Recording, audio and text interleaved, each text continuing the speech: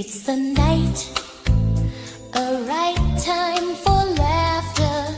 We have the guys to fill a custard, even though one is a jar of mustard. Thank God it's Tuesday. We take a look at comedians, and Charles used to be one. We have a lot to say about comedy. Can you believe Gray is a jar of mustard? And then there's Lapsed. What does he do? And why is he here? Thank God it's Tuesday. That's right. We are all going to find out why is here. Welcome to TGIT, the show about stand-up comedy and the sacred art of the punchline. If you enjoy the show, like the video, subscribe to the channel, and join us every Tuesday. If you're new here, that's Tuesday. If you've been here a while, you already know that. I'm Gray Poupée, a passionate patron of precision punchlines and proud perpetual comedy superfan. The man in the box to my right is Charles. That's YouTube at WILIscredia. In the comedy ranks, Charles remains a hardened handler of humor, returning to read the room with rigor and refine the rhythm. How's it going, Charles? You started with H words, and I was counting the H words, but then you switched to R words, and I don't know, I just made some jarbled mess. Hi. I was trying to gather how many words you use to describe things, and I well, I tried to use as many as I could for you, but yeah, you know, I know you're a fan of the alliteration. Yeah. Good times. Howdy. Wow. Howdy, sir. Thank you for joining us. And as always, the third wheel on this tricycle is Lapsed. YouTube at the Lapsed Comic Fan. Lapsed is a brave but brittle open mic battler, boldened with bravado in front of crowds, but breakable beneath the belt. How's it going, Lapsed? It's good, man. I'm breakable. Very, very breakable. I'm a fragile, fragile man. I'm not saying that, sir. I'm saying it. I'm saying it. You have vulnerabilities, and we appreciate that. It's just called turning older than 30. Which is true. Well, how's your guys' week been? A couple weeks. Sadly, I had something come up, and you guys were cool enough to postpone it last week. I apologize about that. How's your couple weeks been, comedy-wise? Comedy-wise. So I watched God damn it. I'm so bad with names. I gotta start writing this shit down. But I did watch something. It was on Netflix. Remember the dude from SNL that I was talking about got a comedy special, and he was like, I think he's like a Latino guy. Yeah. I can't remember his name, but I watched that. Like Marcelo. I know who you're talking about, and I'm blanking on his name. But I watched his. What did you think of his special? It's a little different. It was very different. There was some funny stuff, but overall, like some of the jokes weren't for me, weren't for the whitest of the whites, I'd say. They were about the whitest of the whites, so I definitely laughed at it. His demographic definitely skews a little younger, but I don't know. It skews younger. It's interesting comedy. I'm glad that he's getting people kind of riled up, because he definitely seems to go all in on comedy. Yeah, well, it's a different kind of thing. I was going to say he definitely went all in on what he was doing, and he did say a lot of things where I could be like, where someone could be like, ooh. That might not be. Yeah. You know. Do you have his name? I'm totally Marcelo blanking. Hernandez. That's it. Thank you. He's like, I didn't want to go offensive. The best thing right now of the new batch. Yeah, I watched. Yeah, I know my niece is a huge fan. So I was remember I talked about, I saw that it was coming up like a few months ago. It was coming up. My nephew was like, "Oh, did you see Marcel, whatever. Did you see a special?" I was like, "Well, I knew about it. I didn't watch it." He's like, "Oh, you got to watch it." And I'm like, "Okay, I will." He's in that demographic. He's like the 18 to 26 demographic. So let me ask you the big question. Do you think Charles would appreciate it? Or do you think it's Oh no, not no, pure enough for him. no, it's not. Yeah, Charles is not a purist. It's not a purist Charles comedy special. There are some jokes I think he would like. There are some jokes that I think you would appreciate. We watch SNL skits that he's in, and he's very funny. But that's not stand up. So I would say that what you're saying though, there's certain jokes that he does where his charisma sells the joke, and I think you might appreciate some of the jokes. I would say watch it, obvious, just make up your own, but there are some things in there that I think you would like. Okay. Charles, did you happen to catch any comedy in the last couple weeks? I know you're an avid Kill Tony fan, so you've been... That's what we did. Yeah, if comedy counts as me just getting destroyed on video games, then I was reeling in the comedy all week. Well, I know you've made some comedy. I've enjoyed some of those videos, but I've been enjoying Raiders as well. But I've just been kind of putting on old stand-up specials, and I've been really kind of digging the, combination of those. Yeah, I think I reverted in my prior to talking to you guys shell of comedy not really being on the map. So I don't think I watched. That kind of took over a little bit, though, Charles. I mean, you. Since I've known you, I haven't seen you. Right, I haven't seen you do something so full blown as I saw you do that. And I can admit I'm the same way. Like for when I first started playing, it was like cool, but then for like the last 3 weeks, that's all I've been doing in my spare time. So I need to do other things. Put it that way, because I'm at the point where I'm just like, fuck this game. Well, I think last week Bruce just had a Netflix special, so I happened to catch that one, but that's about the latest thing. Other than that, I've been going through old stuff. I watched Bert's Comfortably Dumb. It is interesting to see Bert with a shirt. I forgot that there was an era in that. That's Charles, you seem perplexed. Right? It's very Comfortably old Dumb. Bert.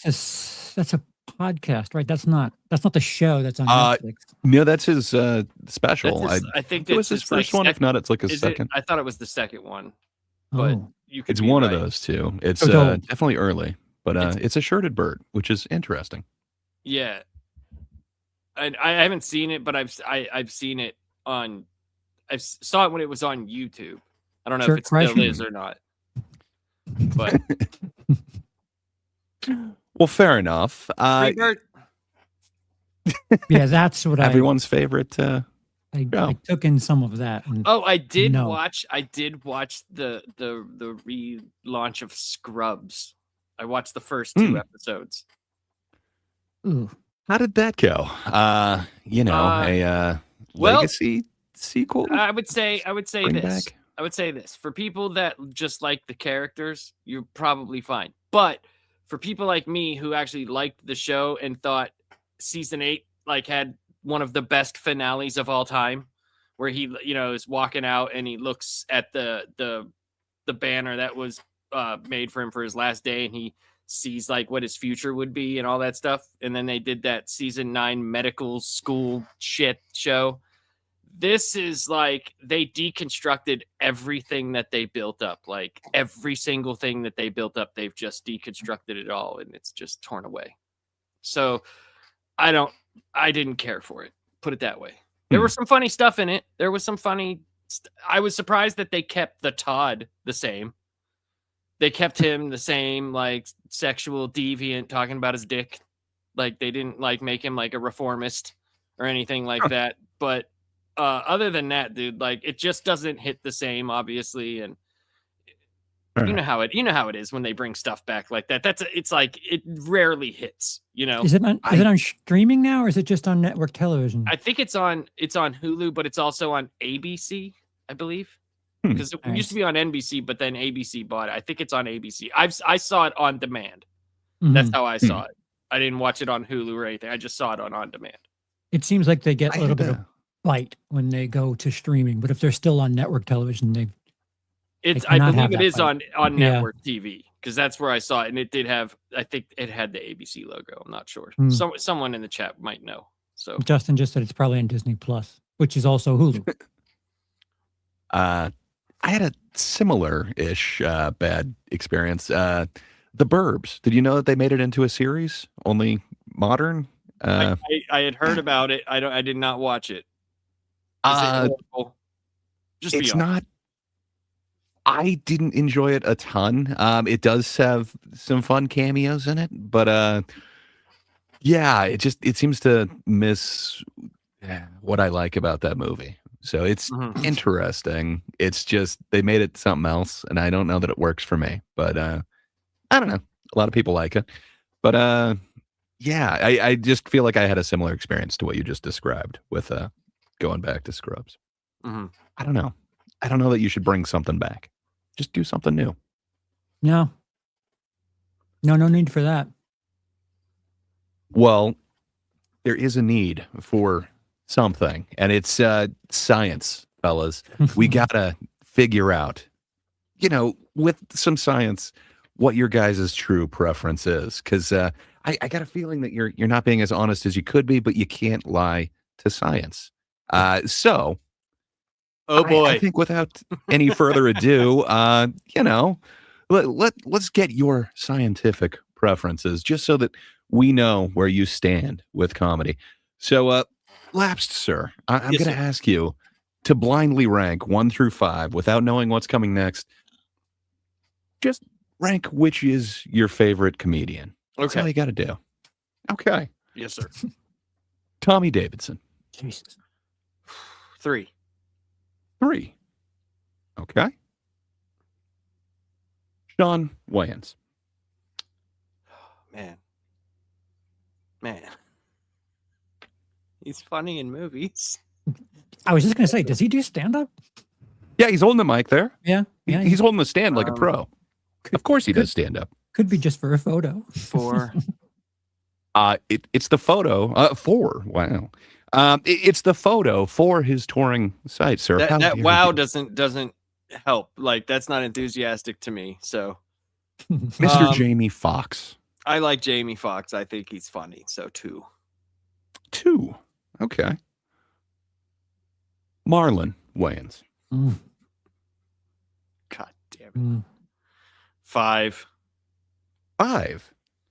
Huh. No love for the Wayans brothers. Now, Phyllis, Okay. I and like the Wayans. I leaving like number 1, it is, of course, Jim Carrey, or crushed it. I somebody crushed who this looks kind of list. like Jim Carrey.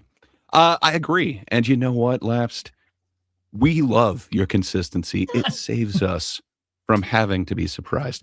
We appreciate that about you. Why But, is here? I think you killed that list. Of course, Jim Carrey is the most well-known, and I think Jamie Foxx is right after him. I think you killed it, man. it's I living, can see why living color people. it was. Yeah. Jim Carrey, or somebody who looks like him, was in the news recently, and it kind of it reminded me of What the good old was up days. with that whole thing? Unclear. That It's is so supposedly weird. the imposter. The nose looks so similar, so I'm not sure, man. I heard reports that it was not him, and then it was. So I don't know. I Wait, got no what? clue. He's- So weird. Someone's posing as Jim Carrey? That's the rumor, but good times. Yeah, you'd have to look it up. It's a little bit too. It's a mystery. Yeah, it's just. But you know what is also a mystery, Charles? My It is choices. your preference. Just blindly rank 1 through 5 without knowing what's coming next. Just your favorite comedian. That's all you got to do. John Lovitz.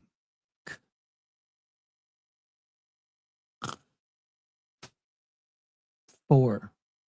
4, you say. Wow. Okay. Kevin Nealon. Yeah. 5. 5.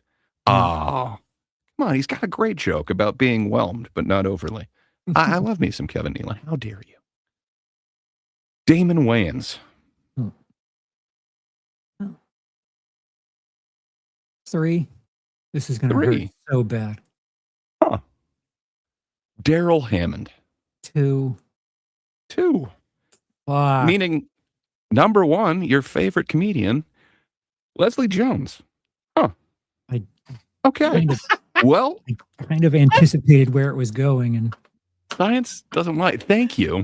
You've done a fine job outlining your comic taste, your comedic taste, that is, in permanent marker. I really God. appreciate that, Charles. Thank you, sir. John Lovett starting the damn. What's wrong with John Lovitz? I don't know, in the back of my You head, gotta I'm love like, it. Mike Myers, Dana Carvey. Who else could be from this SNL thing? And then Damon Wayans popped up. I'm like, oh, I don't know what He this was there is. for one season. It was a short season, but Man, he? did he got he was fired on in there. a blaze of glory. Really? Oh yeah. When did Yeah, was it you- before or after In Living Color? After, but It was after, and you'd have to see he did something live, and they were not happy with him, Oh, and he was pissed. It was on that wasn't it on that SNL 50 thing? think so. I know I was saw it? it in a doc recently. I saw it in a but I watched documentary. like 3 of them. Yeah. I know me and you talked about it or something like that because we both had the same reaction. It was like fucking like that was a very interesting part of the documentary. He's sitting there and he does not give a shit either. He's sitting there like all bitter and he's just like, I got fired off of that fucking white show. They didn't give a fuck. Like, it's so funny, dude. And he did, I can't remember exactly what he did, but he did something. Didn't he act like gay or something like that? Or they wanted him to be gay and he was like super overtly gay. Something. I can't remember exactly what he did, but it was kind of but funny like because they Men on showed it. Film was basically Yeah, that. one of the greatest review shows ever. No, I could be wrong. I'm saying Oh. like it was something you'd have to find out. He did something and then like went way overboard with it or something like that on live TV. Huh. Interesting. Yeah, I'm Indeed. completely unaware. My news for SNL related stuff was I watched Being Eddie, and that was Ooh. interesting seeing his behind the scenes portion of, why he wasn't on SNL for so long. Mm-hmm. And it turns out that like he was just more disappointed in people in the writing room and so on. Not so much David Spade, but the people that allowed that to get through. It's Now- really interesting. Do you or do you not, or are you not kind of excited for a Eddie Murphy comeback with a puppet? It's more than a puppet. He's got like a little community of puppets. Yes. So are you? Would you be excited for it? I mean, I like Eddie. I mean, get that fuck Murphy you land. Netflix money. Yeah, like There you go. Yeah. him playing around with other people's money. I would like to see that because as much as Norbit sucked, I still appreciated what he did in What that. he did. Yes. Right. Yes. So yeah, fuck it. Let him fuck around. I don't give a shit. Not my money. Murphy Land could be I mean, you funny, got a point. dude, and then they could cross over with the Muppets, and they could have like Black Label Muppets. It'd be great. Oh, you got to go Be dark awesome. Muppets with that, man. Yeah. I don't know if Yeah. they would associate, but I don't know. So do you think he's a fan of Jeff Dunham? I think, I would prefer the Murphy experience over. That would be awesome if he just totally steps in on the Jeff Dunham market. That'd be great. Just crushes him. And not even doing a good one. Just you Right. see him moving his lips, and it's still just better than everything. I'm all in favor of that. Yeah, I would be down to watch a puppet comedy if it's coming from Eddie Murphy. Mhm. That may be the only time. I'm not a Mhm. fan of the puppets. I don't know why. I don't trust them. It's not with another human, but like Crank Yankers was kind of funny. It had some funny stuff on it, and maybe like a For sure. Muppet I still don't trust him, show. Dude, I'm with you. Have you ever seen the old like Kermit the Frog like coffee commercials? What? Yes. Yeah, where he used to hot coffee and he would like shoot the shit out of someone with a gun and like, oh, it was ridiculous, man. Go It was a no. different check out time, the- Charles. Go check out the Kermit the Frog coffee commercials. All right. Yeah, you'll see. You'll see. It's very interesting. I can't remember what coffee was it? Let me look it up. Kermit coffee. I am totally blanking right now. Wilkins. Wilkins coffee. That's what it is. Yep. Oh, Yeah, and like he'll like That sounds blow like some up the good coffee. little thing and like yeah, it's dark, man. It's not exactly Kermit. No, it was Kermit the Frog. It's Kermit like. No, it was Kermit. It was way back then. Yeah, it was Kermit. It was season 1, Kermit. Huh. I don't know. Well, the 50s. Jesus. You're not familiar with an 80-year-old coffee commercial? Come on, No. Charles. Yeah. Yeah, Shot in black and white. It says, yes, Kermit did appear in coffee commercials in the 1950s. He created the prototype character named Wilkins for a coffee brand, which became popular in advertisements. The said, and the commercials featured Wilkins and another character, Wantkins. So it was the prototype for Kermit. Proto Kermit. Prototype. That makes sense. Yeah, he has it a was good Jim like a dummy Henson head. fucking doing Right. Kermit, dude. That's what it fucking was. It was the same goddamn voice. Well, I like coffee, and I'm okay with that puppet, but I'm still not going to trust it. There's something about puppets, man. I don't trust them. Hmm. But there's something that Charles trusts, and that's that we can honestly judge 5 minutes alone. I don't know why he believes that we can do it, but yeah. Oh, I probably should have gotten that ready, but we have a video intro somewhere or something. There it is. Next name called, same damn hope, same short walk, same tight throat. I know it's rough, I know it's cruel, but I keep watching the bucket pull. Yeah. Perhaps that needs a little bit of an update, but yeah, it gets me in the mood to watch these bucket polls. Thanks for going to the effort of putting these together, Charles. So, Oh, yes. I need to You explain what you've done. intervene. There's something of a hybrid here. I'm not mistaken. I'm not sure. There's more than one episode of Kill Tony in here because we've been away a little bit. There is a little bit of a hiccup because he gives a super small book this time. Super small counts as small. He doesn't give any mediums out. So regular small is medium, large is large. So just if the thing comes up where he says 1/8, that's actually small. Small is actually medium because he doesn't give out mediums in this batch. And large and no books are still an option. And we have a returning guest. This is the first time that we have someone that we've done on bucket pulls already back. So I'm excited because... And they say it's random. We could tell. You look interesting. overjoyed.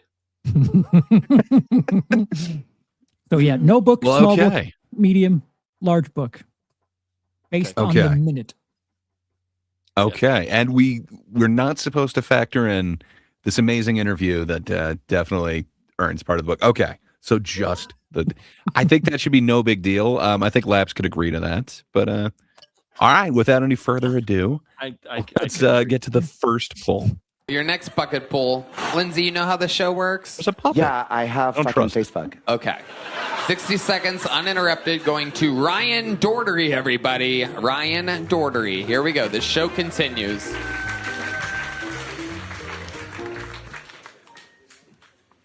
I know I look like a Mormon CrossFit instructor, or maybe only an extra in a Viking movie. I didn't get a supporting role. I have no lines. Despite that, I have the emotional and financial stability of a 14-year-old with a stolen credit card and divorced parents. I spend most of my money at the strip club on escorts and on weed, honestly. Thanks for telling me. So my solution is I'm going to go to a medical trial here in Austin. They're going to inject my butt with HIV medication. And in the cheek, not in the hole, in case anybody was wondering. I'm Hey, really it's my right. I'm really afraid of public speaking. So the only reason I did... want to finish that? The only reason I did this was to try to get Kim Congdon's attention. I tried to send her flowers here. Holy shit. Holy shit. This is a live stalking? This is what this show's come to? Pause. Wow. So Kim Congdon from last episode, a very funny female. I can see why he's into her, but gross. Huh. I hated that. Yeah. So I'm assuming this is like the first time that dude's been on stage. I don't know if he is aware of the concept of a joke. Like he had some kind of setups, but then it just nothing. Like his first two lines felt like they were written material. They weren't remotely close to being strong or thought out like jokes, but from there it was just well, like how nonsense. does it goes from what he looks like to all of a sudden he's at a strip club, but he's also buying weed and escorts. Like there's no transition to that. And then there's nothing from that it goes, I don't understand. Like, what's the punchline? Is it just, oh, this dude gets hookers and weed. Good for him. I don't know. And then to go to that, he's getting injected with HIV. Why? Like, what is the funny part of that? Is it just because he said HIV medication? Medication. Do you get high? Oh, from you're that? right. My bad. Not in his butt cheek, or not in his asshole. Not in his hole. His butt cheek. I Just so guess you know. that's his punchline, but 'Cause- man, yeah. I go no book on this and possible like restraining order if he's a real stalker. Like it sounds like he wants to. I don't know. He came for somebody who's not even there, but a former regular. I no book for the No book, no notes.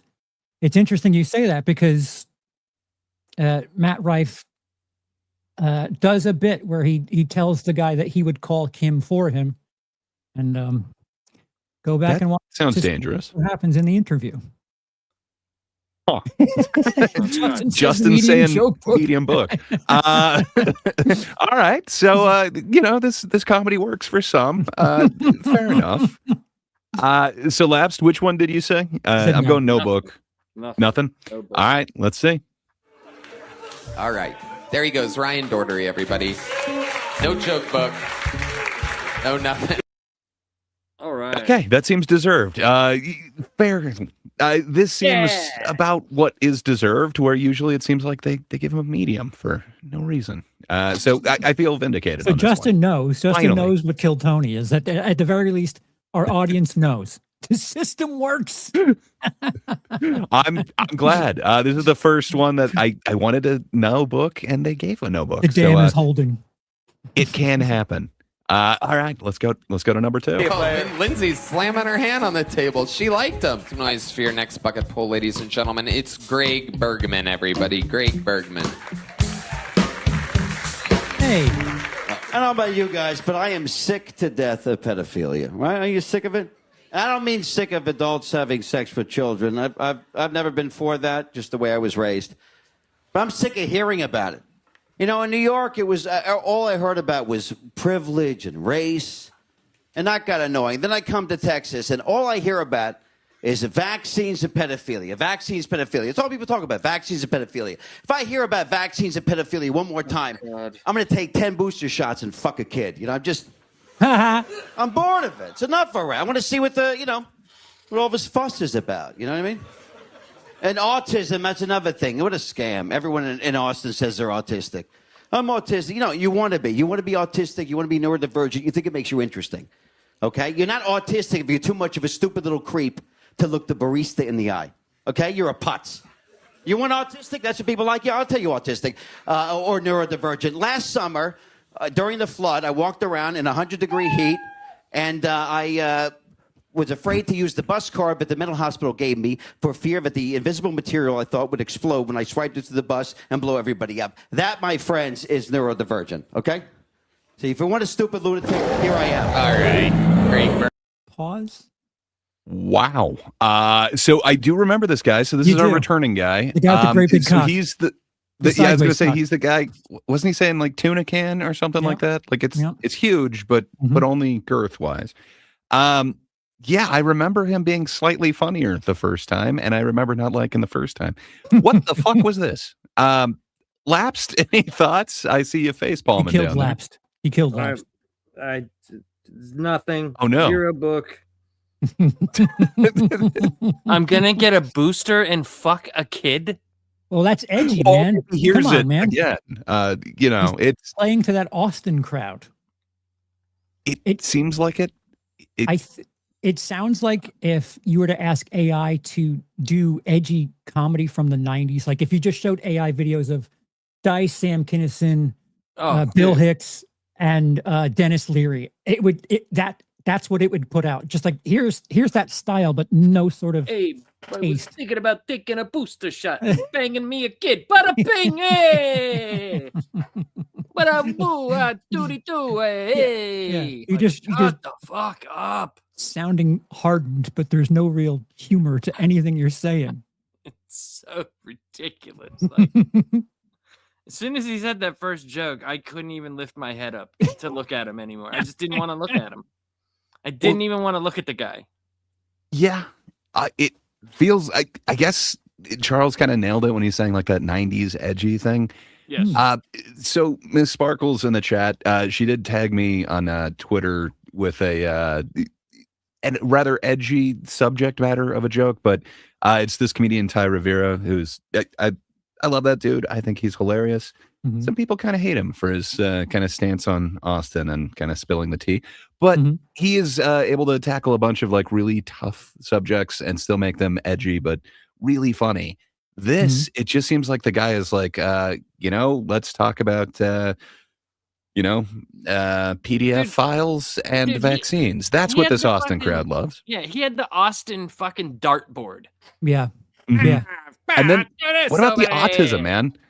We didn't even get to the autism. It's like, No. so first off, what did he No, say? Like, you're not autistic, you're a putz? Hey, Yeah, yo, his- putz. His thing about not wanting to touch the plastic from a bus card is his neurodivergence. Like it's just a complete No. airball. It's a complete that's- airball. That appears to be him having a lapse with reality, but man, I don't know. I guess I just don't understand. You're right. It is a complete and utter airball, but I don't even know where he was going with that. Like you're essentially like attacking a mental condition, which doesn't seem to be harming anyone. Like just because you can't make eye contact. Like I don't know, man. There's part of He me chose that the- thinks that he like really was going to get a response one way or another Oh, for with sure. the "fuck kids" line, and the fact that Hmm. it just didn't do anything. It didn't bother them. They didn't gasp. They didn't laugh. So like I think he just hit the gas and just the went fucking harder. Crickets heard crickets. Yeah. dude. Like, Yeah. just- You could hear a book for cricket me. fart no, in that no crowd. book. No book.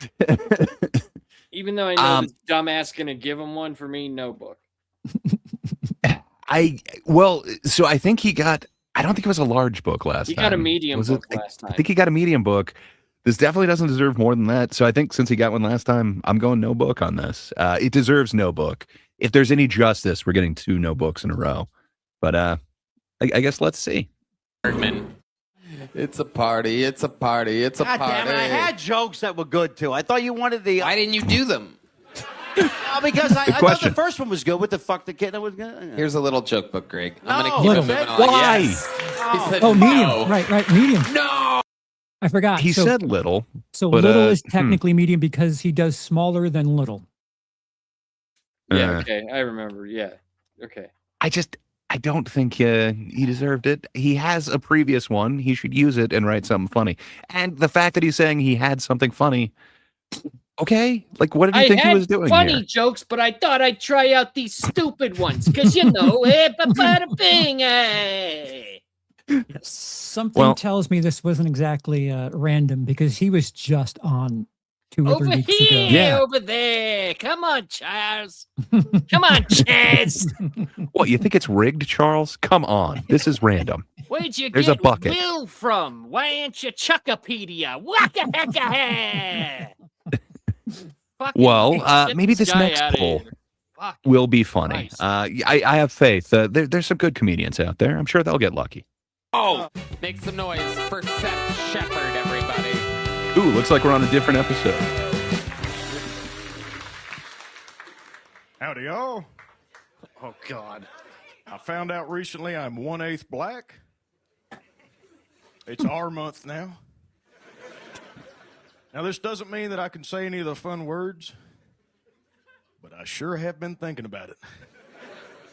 Oh, Jesus. I lost my virginity with a soft dick. Y'all might be thinking, Great wow, transition. that's got to take a hog to work, right? You'd be wrong. All it takes is a girl that believes deep enough and keeps drinking after she pukes on you. What? I was 17, she was 22. She knew what she wanted. Between me and whiskey, though, we figured it out. It's all right. All right. I wish I had got a bigger pop, but thank y'all so much. Pause. Did he just admit to a crime? Like, what the hell was he talking about? He Like, was 17. She was 22. Not that part. The, after she throws up on you, she keeps drinking. Is he talking about like a Cosby situation here? I have no idea, man. Why did he think any of this was funny? Where is any punchline? You got to remember. It's embarrassing. Gray, he came out and he said, well, I found out that I was 1/8 black. Like, I mean, so that, while it does feel like a talking about black people. Dude, like, this is, Hilarious. well, it feels like a This- familiar thing. That's the closest to a joke I heard out of this entire set. Was that opening part? Yeah. Like, I haven't said the words, but I thought about them. But so this is like, I've said this a couple of times. This is why I feel like there's this cliche, this bad rap for Austin, because what we've seen at least two of them now just kind of exploit I can just say edgy things or, be semi-racist and I'll be just fine there. It's not because of the Yeah. show, mind you. It's because people think that there's some sort of, Well, it's because of the guys that perpetuate the jokes that are big. They do a lot of racial stuff. They might not do it in that way or Yeah, in that, but- but they think like, oh, if the big guys like Rogan and stuff can talk about black people, maybe I could just say whatever I want about it as long Well- as it constitutes race. right, but it's a little bit more to it than that. I realize it just sounds like, I actually they're think just- it's less to it. Look who's talking. I think it's just Look who's talking too. look who's talking now. Look who's Mm. talking again. We did it. We did it. That was funnier than everything he said. No. Yeah. Well, what size book would you give him then, Lapsed? Would I give him? Well, he doesn't even know how to read, so I'm giving him a small book because he tried. Compared to wait, this isn't the same episode. Okay, fair enough. I was going to compare him to the last two. This is a different episode. Yeah, I would definitely go off of that material. Small Same book. city. Even he admitted it. He wanted more of a pop, and it got nothing. So small is actually teeny. Meat. Remember that. Fuck. Okay. Based off of your warning, I will change. I guess I still had my hand on the piece, so to speak. I'm going medium on this then. Lapsed. Let's I'm go. Still with the tiniest book Okay. that you can give. Fair enough. Seth Shepard. All right, you're leaving here with a 1/8 normal size black joke. Oh. There you There go. it is. There you go, Teeny Seth. one. Deserved. Fair enough. Deserved. We had. Well, he Deserve deserved what? nothing. He deserved Yeah. nothing. Fair enough. Again, I was thinking compared to the other two, I would give this guy a small book where I'd give the other Well, two I'm- nothing. I mean, But I'm you're I'm right. just They're not the only same night, so doing I it should not be based on the comparing. material. So, Fair enough. I think I would put them, if we're going worst to best so far, I think we're in the correct order. But I I'm don't just know. We'll see. frustrated as someone who's taken the paid dues and taken the long route. I don't know what the middle guy has done it before. Whatever, he just fucking airballed. I don't know this guy how long he's been doing it. What told him? Yeah, let me go to Kill Tony and perform on all of YouTube for. Yeah, I don't think I got think kinda that's the thing, charisma. though. I think that's the thing, though, man. I think if they get too deep about it, people probably just do this for something to do. They don't give a shit. Yeah, There's a Yeah, lot of that. Like, it's the same people that, like, when they go to the freaking, like, the America's Got Talent or the fucking the one singing show. Like, when you see like Yeah. the stuff that the people, they just go to go. It's something Yeah. like someone in their group probably thinks they're funny. It's Yeah, like, and oh, that- dude, you should do this. You should try it. And he's like, all right, I'm gonna go in with me black jokes. Yeah.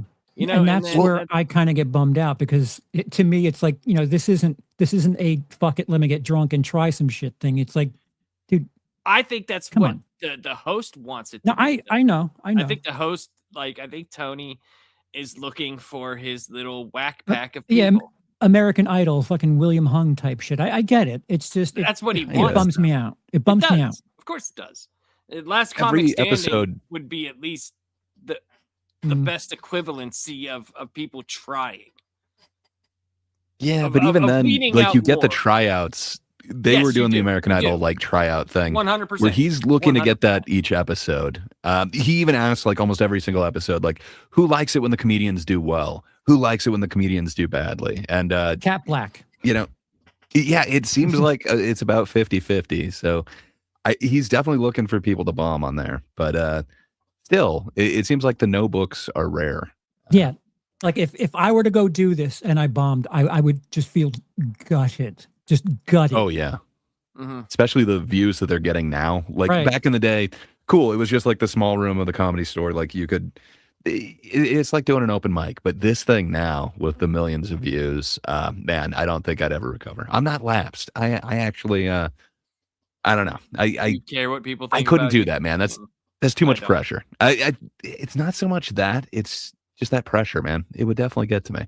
I think I'd be thinking about everyone. I'm sure you would be, but I mean, there's ways to get around that. You know what I mean? Like, if you live too much in your head, you're never gonna experience like anything like that. You know, like it might be too hard, and it's totally understandable, dude. The first time I had to speak for work and actually I was actually like, I didn't think I would be, but like, man, when the first person went on and I knew I was going on in like 10 minutes, dude, I got sweaty. I was like, what the hell is happening? My heart rate was all up. And then I was like, well, either you're going to do well or you're going to suck. There's no like middle ground. You know what I mean? There it really isn't. So it's like, you just got to do it. And with this, I could see like someone like you who is like basically in love with comedy. And maybe man. it not ending well, you know, or something like that. would or be you nothing being but in your nerves. head. Yeah, I could see that. This But guy seems so calm. This dude did not seem nervous at all. He just had that slow delivery, and it just seemed. I wish he had material. He's the one that I wanted to listen to the most out of these three, and he seemed the most comfortable there. Just, That's jokes, where man. like it's a shame. Like that second guy, ultra confident. He's confident in himself, but he's got nothing. Like there are all of these intangibles that not very many people have all of them, and can pull it off. Well, Charles, he did have funny jokes. He just didn't tell them. Remember, like he didn't want to He do. left He those didn't at want to home. do. He didn't want to do the funny jokes. He didn't want to do those. He did his own. Yeah, I don't know why his you'd- own bucket list of jokes that he has. He's like, ah, shit, it's the bad ones. Fuck. I got to do these. Yeah, I have no idea why you'd keep those holstered if he actually had good jokes compared to, what he actually ended up putting out there. I don't know, man. I don't get it. But okay, small book and a no book. So let's go. Shepherd, everybody. On to the next one we go. Your next bucket pull, ladies and gentlemen, goes by the name of Julian Casas. Julian Casas. Oh, God.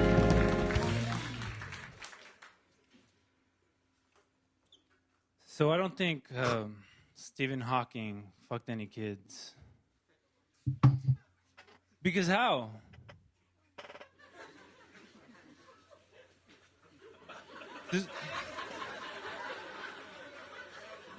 There's only one thing he could have done.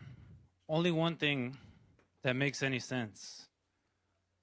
He lined them up on the ground, put a ramp on either side and turned his chair up to full speed. And he has the science to make it happen.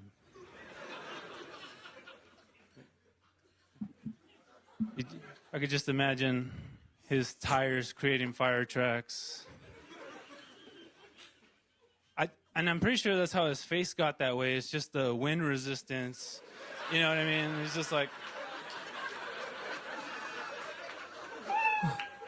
All right.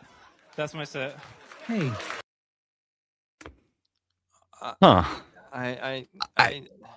Dude, that guy's wind gonna be on resistance this thing- show like forever. He's gonna be on this show forever. That's what's gonna happen. This is like his next new thing. Did you hear the Stephen Hawking bit? Ah! The wind resistance thing could be funny. I think there's a way that you could have used that, but He did it. It's like- the fucking visual gag. That's all it is. yes, and maybe that could work, but the way that he did it, man, even that didn't work for me. So I think this has to be one of this guy's first few times. He just seemed so nervous. Well, I was he going to did say the not seem opposite. comfortable up there. I would trade anything for his composure. The fact that he was comfortable, like with just silence, and he wasn't like capitalizing on tightening. You only have a minute, and he gets up there. He takes 5 seconds to start talking. He says things like "because how," and he just lets it float there. It's just out there. He doesn't jump on the silence. He just lets the silence simmer. Like if I hear silence, I like my internal clocks that go faster. This isn't working. Fair enough. I He would did kill for handle that. like straight up silence well. I don't know, man. It doesn't seem like he's actually like talking into the mic, and just to me, Yeah, I'm he not seems getting awkward like. as fuck. Yeah, maybe that's just him, but Could be I just don't know. his I just thing. didn't get confidence. I got But, composure, maybe not confidence. What's the whole deal with the tires would be on fire or the skid need to marks? He's going explain on so fire? fast. He'd be going so fast to jump the kids. I get you. When does that happen? Like the DeLorean's the doesn't. only time that I like. So is he doesn't, also Gray. going back in time? Does he? You know, burning No. rubber. He's trying to jump the children. I get you, but like that doesn't happen even with like jumping the school buses Right. or He any has of that the shit. science to do it. That's Great. the thing. Okay. Absurdist All right. comedy. It's absurdist humor because how? He even said it But because how? All right. Yeah, I just I guess we have a theme for some of these bucket pulls, but we? Huh. yeah, Interesting. so far PDF keeps coming up. But yeah, I don't know, man. Just the whole he couldn't do it because he's handicapped. Please, Stephen Hawking was handicapable. How dare he? It feels like an all-star cast of I know what jokes to tell to Austin. That's what it feels like. I love it. Justin Gray is putting in there Stephen wrong. Very, very wrong. Yeah, so if I'm giving him a book, you're right, he handled bombing well, but that's kind of all he did. To me, that's not no book. I guess I'd give him small. Are we teeny tiny? saying the medium is small? So teeny tiny is small. Medium is actually small because a medium was not given out. All right, fair enough. I'll go medium then. Let's go medium. I think So- he deserves a small, not a A teeny. normal small. Yeah. The small book. That's what I think. Small book. Okay. And it looks So- like Justin's playing along in the chat. He's also going medium. Okay. Medium small. Yes, thank you. Okay, so we're Okay. all on the small. Yep. Medium small. Yeah, Sign up medium. again. Here's a big joke book. Thank you. What? He must have killed that interview. I understand that is a huge portion of it, but goddamn, if it's based off that material, there was nobody. There was a couple of nervous chuckles, and that's it. No, like I said right after this was over. He's gonna be in that whack pack room, dude. They're all gonna have like a camera in there telling each other like the weirdest of weird stuff. Like this is the new Tony Hinchcliffe show. It's to be like, Somebody hey, check out. I want my- to see that interview. Click that reveal, This dude please. does not deserve a large book, and this was actual large. It's not medium large or whatever the hell. Right. So, Right. Yeah, man, that he must have killed that interview because hate goddamn, this that set sucks. Well, it's not just based on the buckets, but based on This 5 show- minutes or 1 minute this show alone. it is. Small book. Come on. How dare he? All right, The I fact that think both of this you would be- reacted is Tony quite Hinchcliffe Well, is a piece of Dude, shit. it's not a large book. Like, my God. He needs to actually have a joke. You're right. And maybe Tony saw something that we didn't, where he was comfortable with the silence, where he's just getting nothing. You're right. He didn't speed up. He didn't really change his demeanor after that. That's not enough for a large book, though. No, but maybe he saw something and then he was able to actually do something in that interview. But yeah, what Well, we saw Lex- does not deserve. What Tony saw was him, this guy, William Montgomery, the wheelchair lady. He's like, oh, you can make jokes. Fiona about Collier is her. awesome. And William then Montgomery's you can- amazing. And you can shout out to his fucking- poor little dog. And then you can fucking, tell all these jokes together that suck and nobody gives a shit about. How dare you, sir? It is harder than Yeah. you think to do a weekly one. But yeah. You keep saying that, but it's just a guy going up and talking. Like, I could write 40 minutes Yeah. of just dumb things. And there you go. Okay, There's but 40 some of them shows. better be out of the park home runs because that's what we get with the William Montgomery. And our thoughts and prayers to his poor little puppy who Dog broke died? its little leg. Oh. Broke Oh. its little leg. It's Okay. the sweetest little It's a little bit dog. different. Not like a horse. Yeah. All right, final one. Will we get justice? I feel like Headliner. the first one was good. We'll see. Good. In that Yeah, dude, he didn't we even got catch the it. Dude. This dude just fits in result. perfect. He fits in perfect. So perfect. With the Tony Hinchcliffe tard barn that he has going on. Is he trying to make like a modern? So just to version of clarify, because Jerry's I Case? seem to have. There should be a telethon for them all. But sorry, just to clarify, since I shocked Charles by saying the first one was good, I meant the verdict, the book awarding seemed Okay. good and just. It was Fair. nothing. Fair. It seemed fair. That's a better way of saying it Okay. rather than good. Fair enough. So I'm hoping for another fair judgment on this one, but final one. Next one, it's Nick Cano, everybody. Nick Cano is next on Kill Tony. Looks like it could be funny. Oh my god. I was talking to my black friend the other day on the phone, Right. and he was ignoring me. It was really pissing me off. So I was like, you know what, man? Fuck you. Go to hell. You know what? Go to black hell. And that got his attention. Yeah, he turned around real quick. Yo, black hell is crazy, bro. Is it? You guys think hell's not segregated? It's run by the fucking devil. Like the most evil guy of all time. What do you think black hell would be like? Just more every day, finding out you are the father forever? Baby's name is Smoke Detector, always needs batteries, you know? There's gay hell. There's 2 levels of gay hell. There's top end, bottom, hell yeah. Not homophobic, I just hate people that love to gossip. Japanese hell would just be Vietnamese heaven. I don't know. I think Mexican hell is actually froze over right now because of all the ice. I'm just really glad I don't have to go to Indian hell. Can you imagine how bad that place fucking smells? Holy shit. Thank you so much, guys. Fuck yeah. Hey, Wow. So we are talking about Hackness a little bit later. that was a pretty solid hack set right there. That was Yeah, nothing but stereotypes. You could almost fill out every one of the punchlines for him. oops, all stereotypes. Yeah, there's a couple that kind of I don't know. Maybe I wouldn't have predicted, but man, that was some pretty solid hackery right there. Lapsed, any thoughts? No. I see your face palming again. Nope. So you're Hated it. enjoying the Kill Tony experience. I hated every single thing about that. That was You know- awful. Yeah. So, Gray, to your I point mean- before, if these Yes. 5 sets were just, there'd be 0 joke books given out, and I that is think not what so. happened.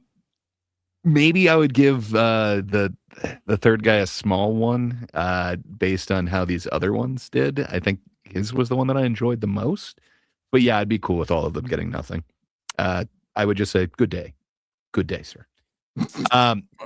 But yeah, as for this one, I mean, there's a premise in there that could be funny. Like, I've never thought of, is hell segregated? I mean, I feel like there could be something to that, but just, man, It's an I do idea. not enjoy. It's a premise. It's not well thought out. No, I got to admit, there's like a kernel of something there. It's just a premise I never really thought of. It's like, yeah, the devil might segregate stuff, but still, I don't feel like there was any sort of pop on that. There was no reason to go with that premise, and then we're just immediately going to every stereotype you can think of. Well, yeah, it's just ground floor. It's an interesting idea. It's a intriguing start, but then it's just ground level stereotypes from there. It's just lazy. It's like really lazy. Hacky. Yeah. It was Yeah. bad. He got a little bit of a pop from the audience, not much or anything like that, but compared to everybody else, I'm guessing he's giving him a book. This isn't going to be a no book situation. So the small book is what we're calling medium, right? Yep. I don't think this dude's getting a large, so I'm going medium. I don't think he deserves it. I'm going off of the material, and he gets nothing from me because that was just bullshit. I'm also going off the material. I didn't bring up what he could possibly do. I think I deserve some sort of acknowledgement. You thought that that I'm- material deserves a book? No, compared to the Exactly. other guys that are on there. I can't no, compare no. to the other people. I can only We go off do. of the 1 minute material. We do. If he gave other guys books on the same can't- night, I think I we can can't do compare it to that. And I'm saying, But that's not the game. based off of his material and the other material, I'm giving him a book. So we'll go small, which we're calling medium tonight. So So small based book. off of the rules of the game, I am giving no. Okay. Fair enough. I think we're just interpreting the rules wrong. It doesn't say that dogs can't play. So let's go ahead and see the results. No, the rules Nick were Cano, judged off I, of the minute. Love your style. Love your jokes. Amazing stuff. Here's a big joke book. No, Great stuff. he loves his material. Seriously, like that. How did you not think he loves his material? It's Tony Hinchcliffe. He wasn't getting a big pop, man. I didn't notice. Usually, Tony does that over the top, super mouth agape, kind of like Joker. Look at all my thing. teeth thing. Yeah. I didn't see it, so I didn't think he loved his material. But Yeah, but he maybe he didn't like the way that the dude did it, but the material itself is Tony Hinchcliffe wrapped up into one big bow. Has there ever been Gay, black, better it's at that. all I'm not saying he's not better. I'm just saying the material, the premises that he spoke of are literally Tony Hinchcliffe's bag.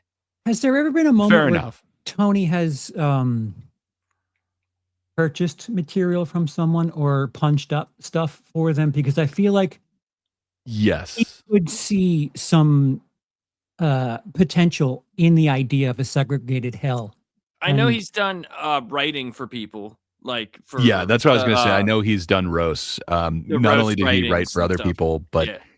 I mean, generally, you have a couple of people writing for you when you're on a roast. So I'm pretty sure both of those. He's definitely written for others, but I'm Yeah. sure he had But- others write for him for roast. But to be Oh, conspiracy for this, brain, I don't know. Maybe. to be conspiracy brained, Ooh. he might want to butter this guy up because he has further use for that. But a segregated hell could be Oh. something that Tony could work on and make better. Oh yeah, he's hear gonna ya. be the guy in the whack pack that's kind of normal and doesn't understand why he's in the whack pack. Kind of normal. Like he can hold a conversation without going, I need to call the police. You know, kind of like fair if enough. you I'm have a sorry, I hadn't conversation gotten with that. William Montgomery. You're like, I don't really want to talk to you, and you need a bath, and I'm calling the police. No, man. He was awesome to talk to. It was a little concerning, but that element of danger really made that interaction that I had with him amazing. I mean, that's what I enjoyed want to do shaking his whenever I hand. talk to random people is have the element of danger involved. Oh yeah, dude. That's what I live it's- for. What can I say? But yet you're afraid to talk in front of people. Yeah, talking's weird, man. But shaking a clammy hand is great. So let's see. Does Tony praise him anymore after giving him the large book? No, Donnell Apparently no. did not. Donnell was like, He "You good. suck. Get out. Get out." Good. So there was what two notebooks, right? No, he gave the small Believe book to the so. dick One guy. notebook, then a itsy bitsy book, and then the Two larges. Two larges. and a medium. You're right. In that gathering, there were two larges. Yeah. I'm sorry. I don't see a large in that No. group. If anything, dude. as far as a theme for tonight's batch, I would have thought that this is just an onslaught of bombing. Just I bombing. don't. Even, yeah. What if that Epstein? I don't even see a medium for any of these. This should have been no books. Mhm. All around, no books. Based off of the 1 minute that they did, no books. Yeah, no. Nightmares and Nerdscapes. It's no book, small, one micro book, one small book, no mediums, and two larges. Yeah. It's crazy. The two larges is what's killing me. Two man. larges is the problem. Regardless of what else happened, the two larges is egregious. They must have been amazing interviews. I got to be honest, like based off of Timmy Nobrick's first minute, I would not have given him a large, but that first performance, yeah, he won me over. But I don't think these guys are that type of showman. So yeah, I don't know. That does make me have to go back and see what the hell happened. Because it does what the not hell? make me want to go back and watch any more of them. I've seen enough. Fair enough. I gots to know, man. I gots to know. And I understand that. I understand that because it is weird. Like, how did it go from that to that? Like, yeah, it's just sometimes when there's like a personality like that, I'm like, I've met so many people like this that it's like, no, I don't want to hear any more of you. It happens to me all the time. Trust me. Happens to me all the time. I've had many people say to me, I don't ever want to talk to you ever again. And I'm like, believe me, I don't want to talk to me either. Yeah, it's stuff like this where I put myself into these shoes, and I can't help. The more I see 1 minutes, these bucket pulls, I keep thinking, well, if I were to ever perform at Kill Tony, I would probably do edgy shit, and if it missed, I would just be completely fucking rattled. I wouldn't know how to handle that. So it like totally fucks with my head on different levels. Like it as the potential person going on stage, as a person who's watched decades of comedy, and it's like it doesn't have any rhyme or reason. It doesn't make sense to me. But would you also be preparing for the interview, or no? Would that be the last thing on your mind? No, because I think that's where it kind of makes it or breaks it, and then it also, if a guest kind of weighs in, it can really tank whatever you're doing. Yeah. But it can also elevate it. I wasn't one know, to hang out with comics. Like I really should have, like even if for the sake of my career, I should have hung out with comedians and had some sort of networking thing, but I just don't like people. Like I was in my hotel room more than anything. I have antisocial type tendencies, and no one would have guessed. I can't tell if you're, never mind. You seem well adjusted, sure. I never would have known. Well, I guess that brings us to the main event, right? The thing we have been teasing for over a month. That's right. We asked you all for names. We needed your help with votes. You guys weighed in. And thanks to you, we now have something set. Could we go with some definitions first? Would that make it well? So okay, this is a bracket that's a Sweet 16. We're down to half of the original bracket of March Hackness. Some people asked, it seemed like some people had different definitions of what hack is. Why don't we all give our understanding or our definition of what hack is, and then just so we have some sort of mass confusion that continues with the mass confusion of everything else we do. So I think you're right, but I would say we should probably show what like the search said, and then what we thought what it was, because I think that's we had so many conversations about it and how many differences in opinion there was. So I did before the show, I kind of looked on the major search engines just to see, and this was the main one that kept popping up. This definition. Now there's me, Charles, and Gray. We have different things to put on top of this, but this was the one thing that kept popping up. And it said a hack comedian refers to a comic who uses unoriginal material or performs overused and cliche jokes that lack creativity. They often deliver these jokes in a way that does not connect with the audience, relying on tired tropes rather than fresh content. Which, for me, I'll go for that. There's some of that I guess is true, but there's hack comedians that kill. Yep. You know, because Yep. there's Yep. that Very much. audience might like those familiar jokes. You know, like Well, we we just got saw into- a hack comedian get a large joke book. So, yeah. Yeah, so there's those premises that people like to hear, you know, and like when you go see like a Joe Rogan, you know he's gonna talk about like religion and fuck a he's gonna And a he's gonna fuck a stool's gonna be chair. involved. He's gonna do Mhm. something about like an ape fucking something and do the you know, he's gonna do that. So like that doesn't mean that they're bad. It's more like they just rely a lot on the same shit. And that's what they do.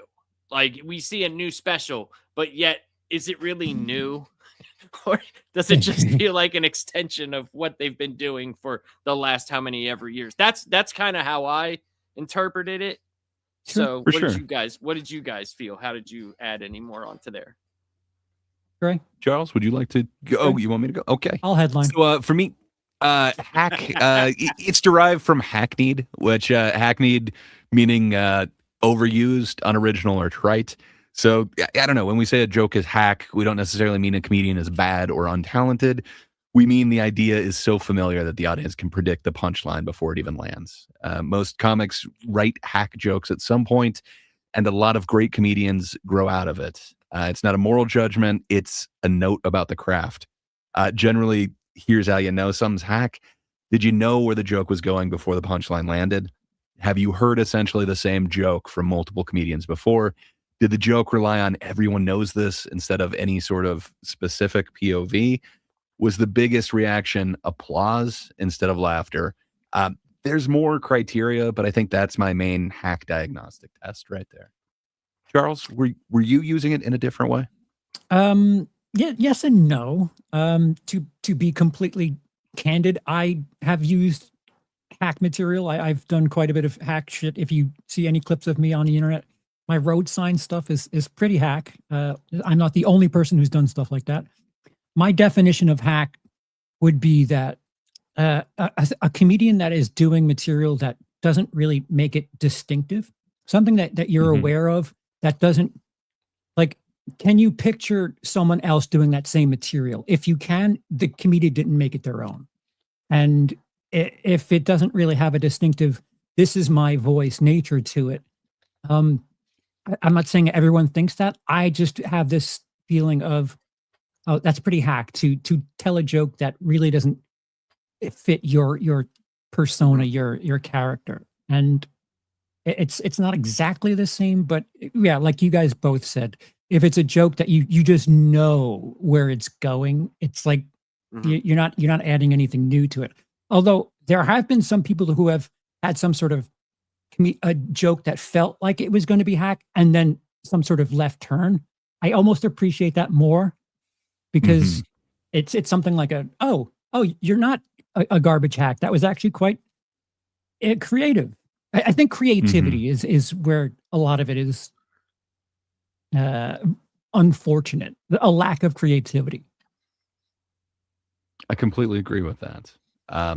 Would we all agree that we witnessed some hack material, like specifically the Hell guy from earlier? All of it was pretty hack. Fair enough. I just feel like, you could write those jokes before they actually show up. I guess the one about Japanese Hell or whatever, I probably didn't predict exactly where he was going with that one, but the rest of them I did. It's stereotipotypes. Like like you have 5 potential choices. Like, oh, what do Japanese not like?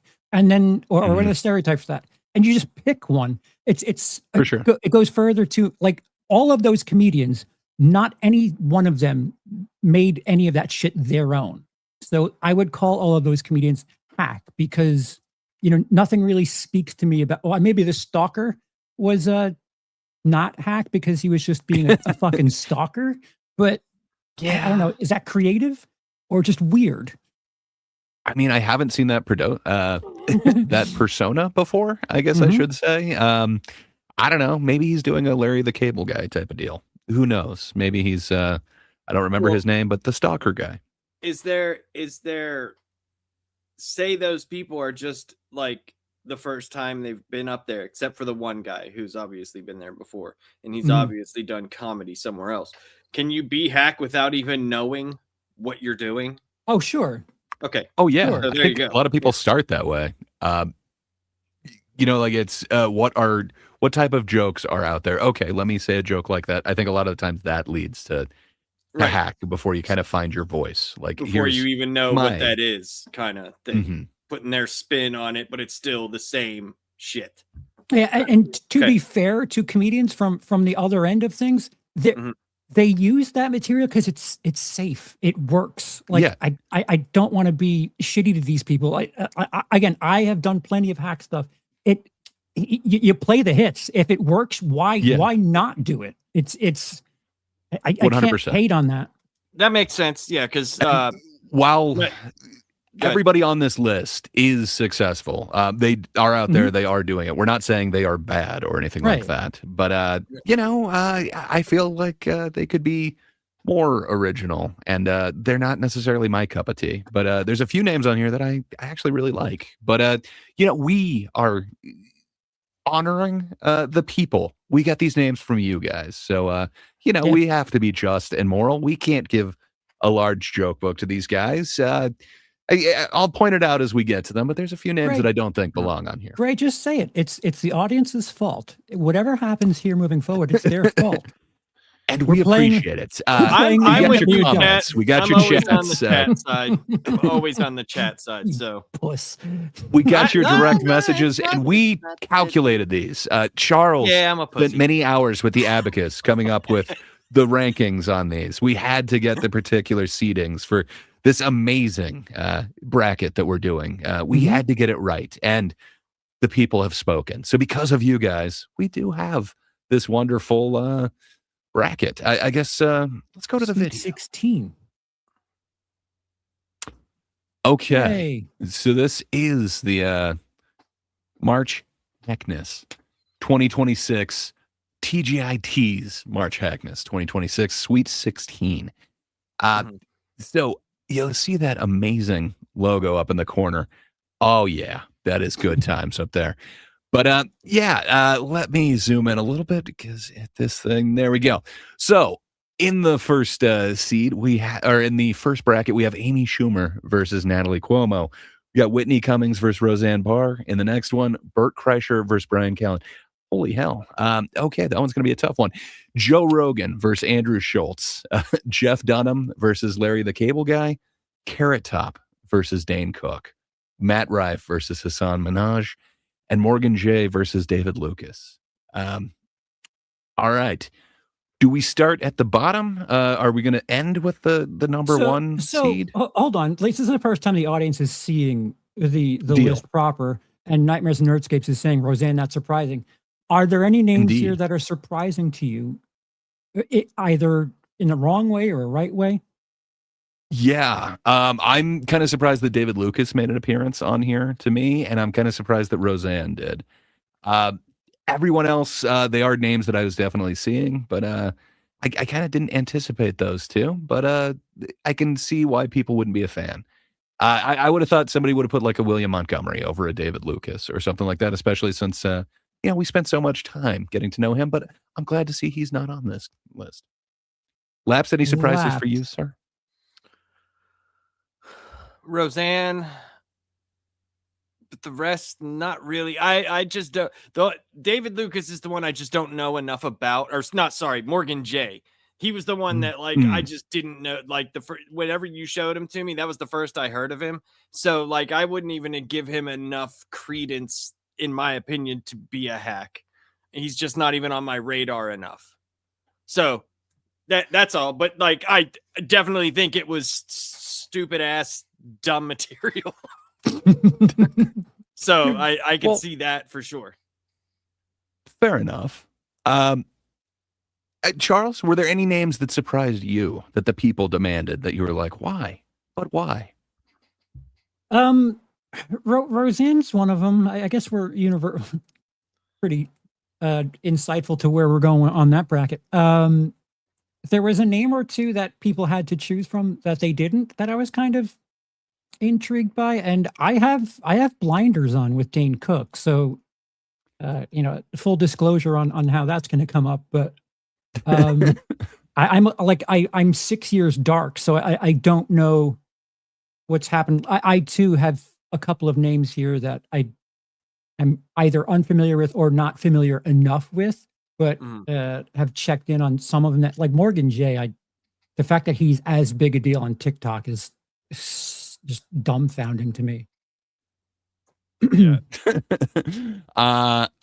So the chat has so Liquid Basm is saying just eliminate the Whitney Cummings and Roseanne leg.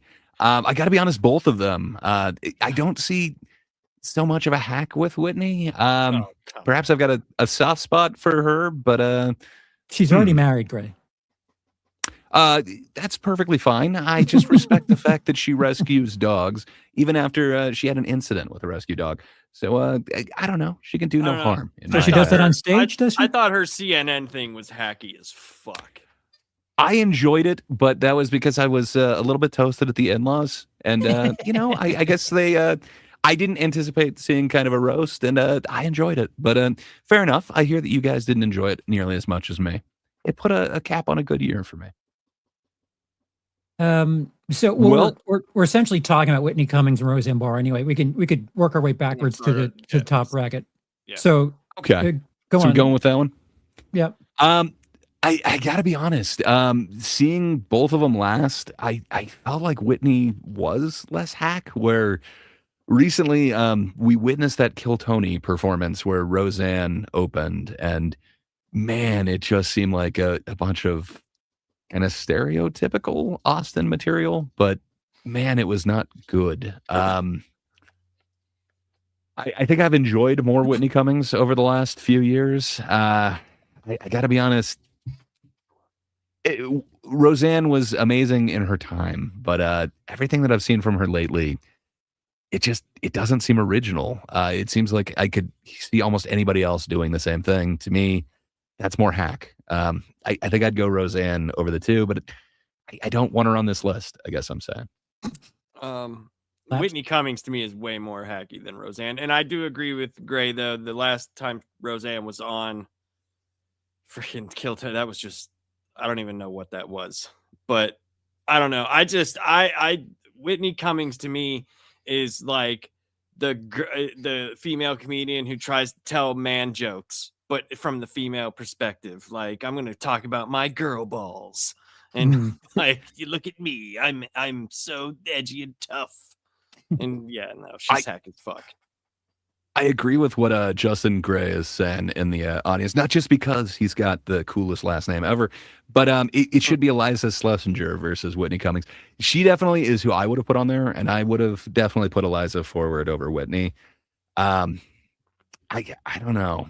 With this one, I feel a little odd doing it because she is a trailblazer, but yeah, I think we got one vote for me for Roseanne, one vote for Whitney for Lapsed.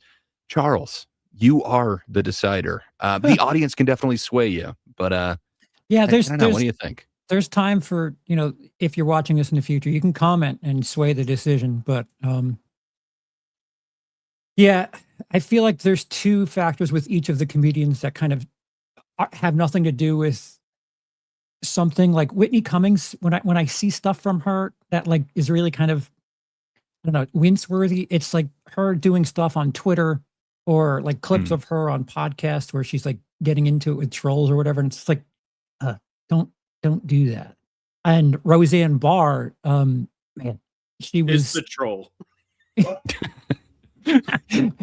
Roseanne Barr for like a good decade plus there in the 80s and 90s was just a tremendous act. The problem is I too have seen that recent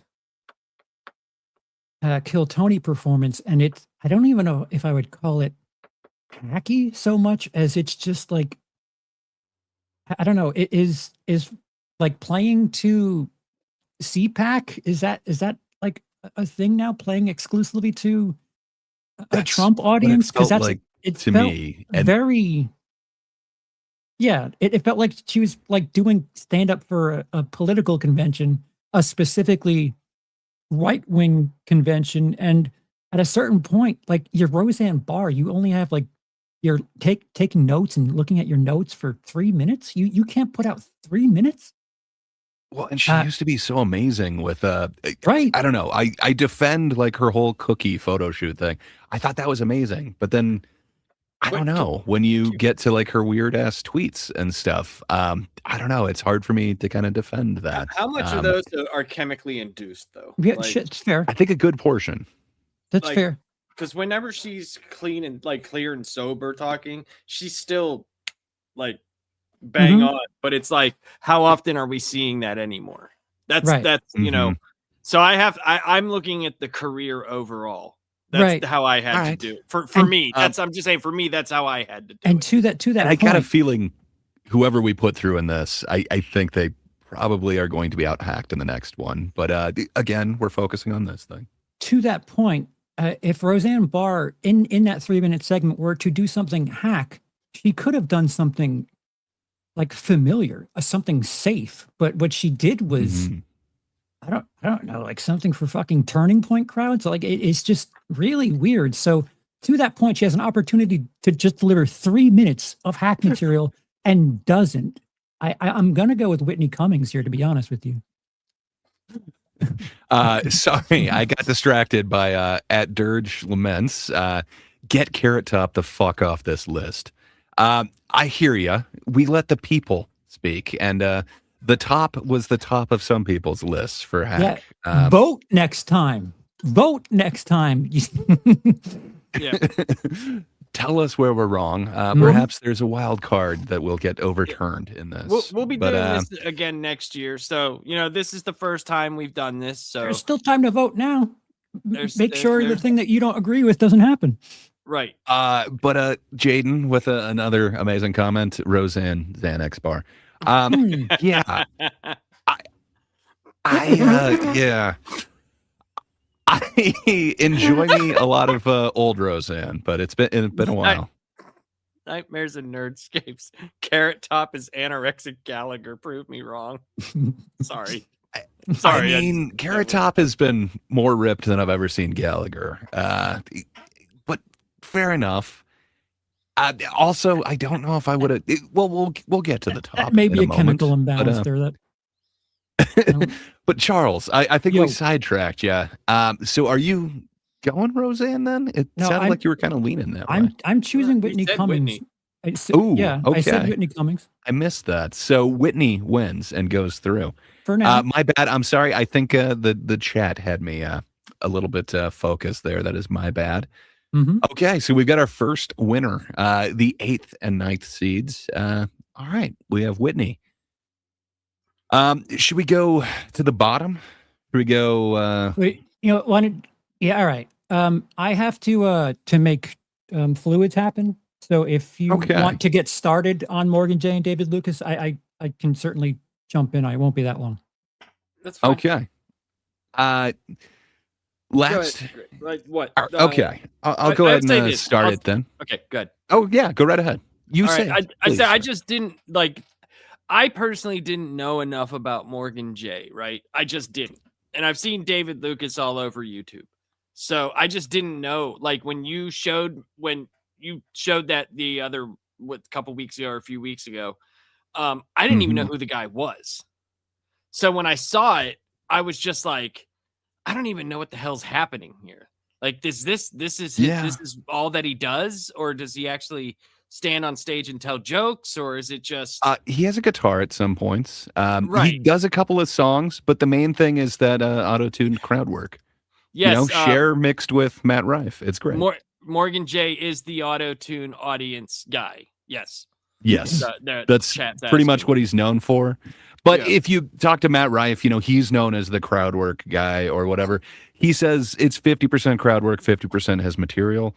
So I don't know. I Maybe would Morgan say- J considers themselves more of like a musical comedian, but Right. to everybody But- else, it's the auto-tuned crowd work guy. But I can say, like, the stuff that he did bring up, the only stuff that I watched him talk about, who wasn't gonna bring up sex to a couple? Like, who wasn't gonna bring up this to that? So I would say, out of those two guys, Morgan J by far supersedes David Lucas's hack in this. Yeah. in this, That's in this exactly program. where I'm at. I Yeah. love me some David Lucas. He is really the one on here that I wouldn't have put on this list. I think there's more hack comedians that deserved to be on here. David Lucas is a roast battler. With roasts, a lot of times you do go stereotypes. So I could Right. definitely see, people thinking it's hack that literally every time he's on there, he's mocking Tony for being gay. There's only so much that you can do. You can either call him like Woody from Toy Story, a puppet, a ventriloquist dummy, or gay. There's not a lot that you can do off of that, but I think he's But wouldn't excelling at what he does. wouldn't a talented Lucas. comedian be able to get more And I material think in he there? is. I think so. But with the roast, generally it's kind of your appearance. Like you look I've like, seen him and do then more that. stuff than that. I've seen him do more Agreed. stuff than that against Tony. I think it's Agreed. just those are the I big think clips that's- that most people see. Are those like 3 100%. clips. So, but I think yes. that's why people are saying that's all he does. That's all they generally see. I happen to have seen him live. He didn't just roast the audience. That is part of it, but the crowd work is a smaller portion of what he does.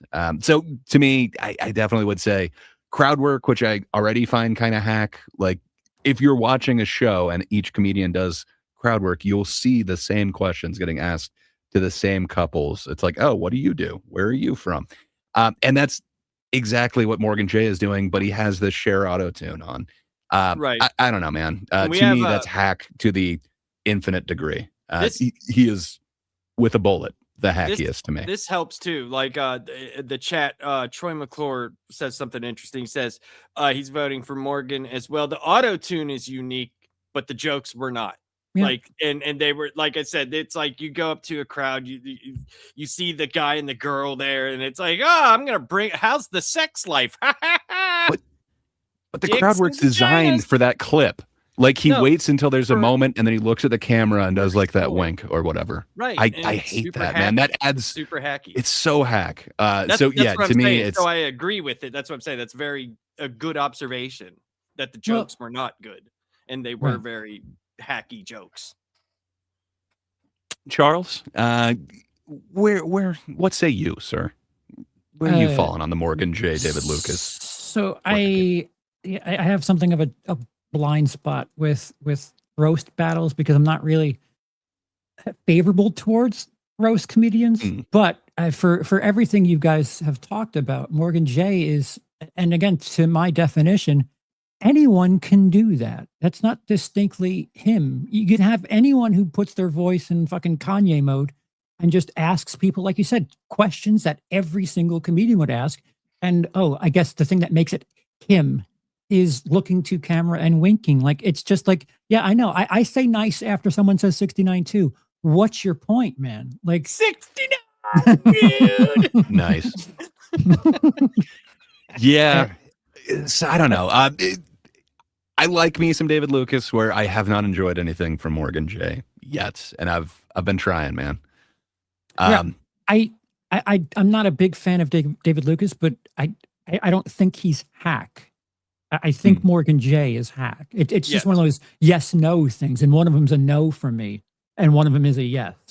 Plus, That's David basically Lucas has jokes that are his. That's a big portion of this, because I went and watched some of his stuff, and because he was another guy that started on Kill Tony, and yeah, in Nightmares and Nerdscapes he says David Lucas is good enough that I didn't realize he started on Kill Tony. Well, he has progressed beyond it. He is like the But- Kim Congdons and the Sarah Wineshanks. He has moved on to greener pastures. Tristan Bowling as well. them. Yeah, the great comedians that you guys should familiarize yourself with. Who knows? Tristan Bolin might be the newest third skank. We'll see. They're much better A little live. bit of a You should see mix-up them over live. there. He's great live. You should see Tristan Bolin. You should know Tristan Bolin. Is But Tristan a he or a her? Or they? he is a he. He is a powerful young little man, but he's great. Okay. So then we're really going Morgan J emphatically on this one. Yes. Okay. For sure. I think maybe we go the middle one. That seems like okay. I should probably unfull screen and see what the comment was. Nightmares and Nerdscape says their interviews are amazing. You should see Yeah, it, man. see? They're amazing. See? No, Tristan was great in the interview part. Fucking phenomenal. But where he really excelled was that 1 minute. I'm giving you a pink comic book. He deserves it. So I'm thinking we go to the middle of this. What do you think? The aforementioned Jeff Dunham? Jeff Dunham versus Larry the Cable Guy. So to me, this is a Would very you play Russian roulette matchup. instead? I mean, I for might me, prefer that. Yeah, okay, yes, Labs. Why don't you start it off? I can't do puppets. I can't. I don't do 'em. trust him. Um, But can you trust a mater?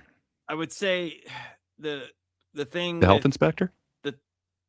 the thing with Jeff Dunham, at least he gives personality to the puppets, I guess. But Larry the Cable Guy, though, before he was Larry the Cable Guy, had an actual like jokes that were his that he developed into that character.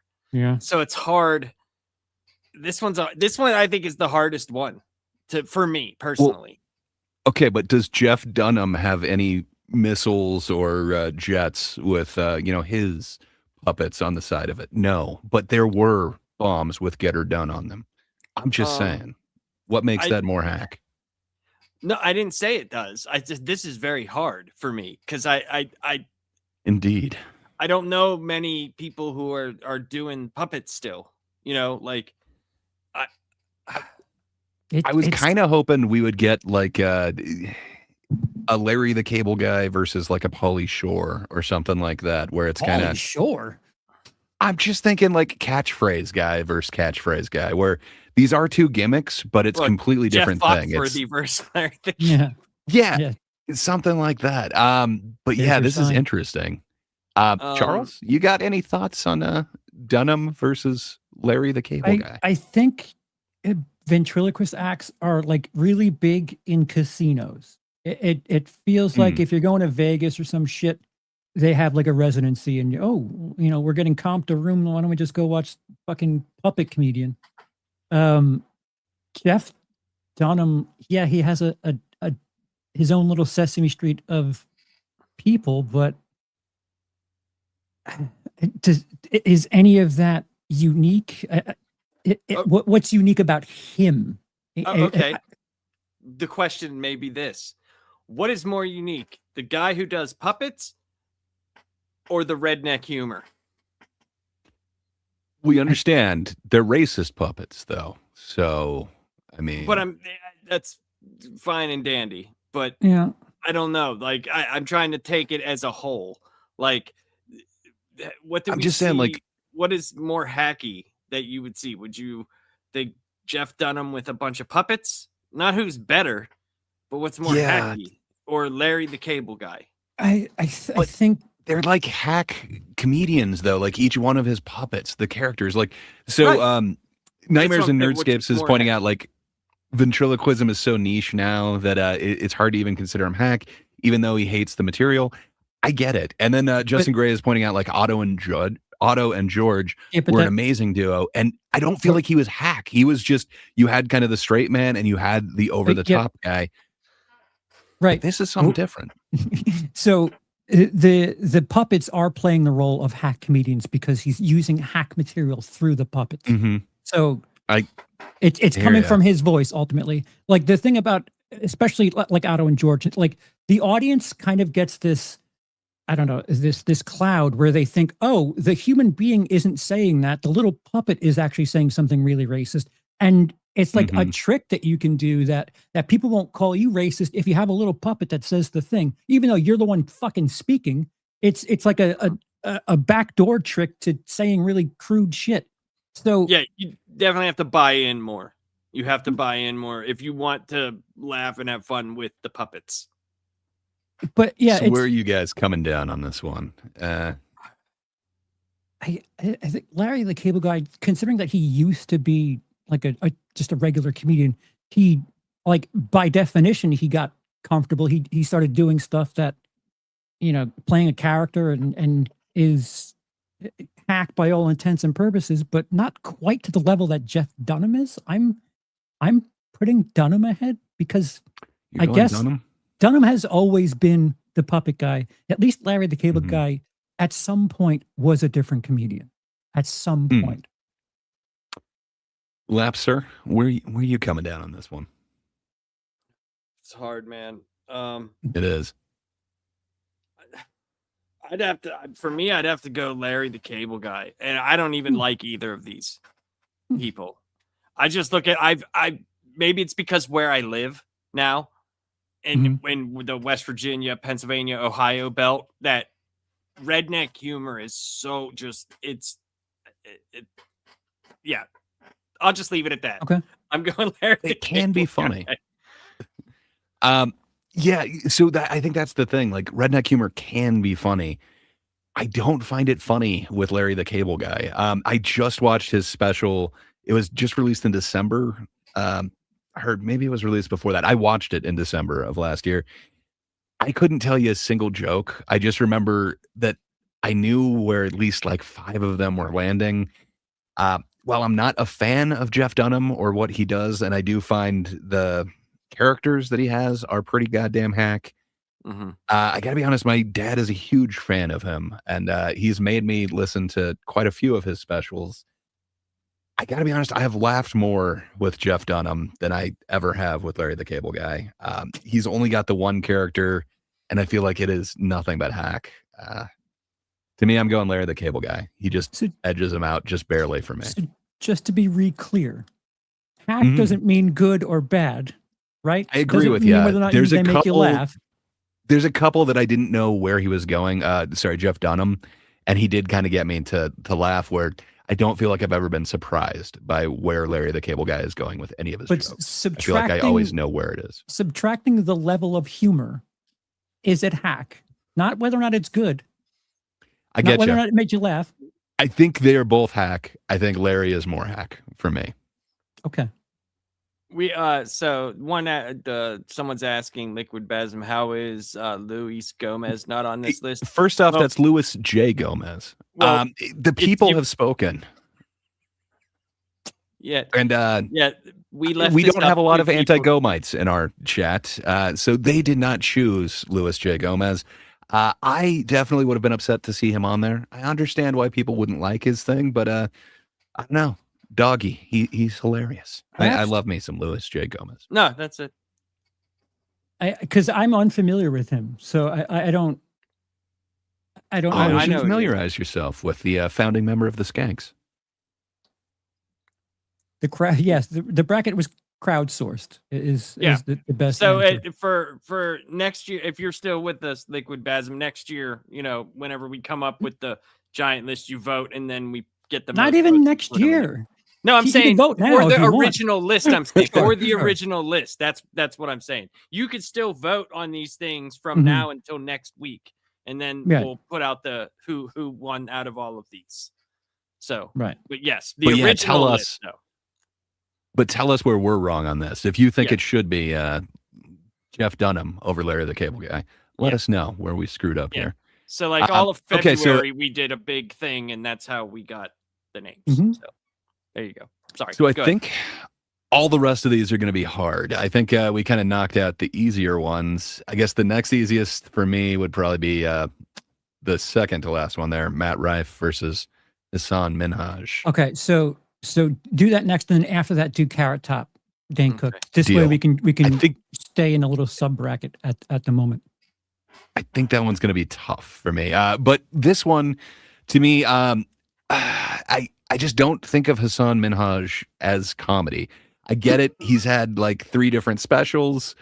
I just view him as, he's the friend's husband or boyfriend, the friend's love interest in any of those like romance movies or whatever.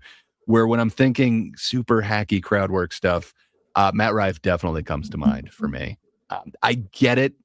Hassan Minhaj is literally a liar who's putting his crowd or his set together to get clapter, and that seems to be a big thing on our list. If you're not going for laughs, I don't view him as a comedian. So maybe that's a me thing.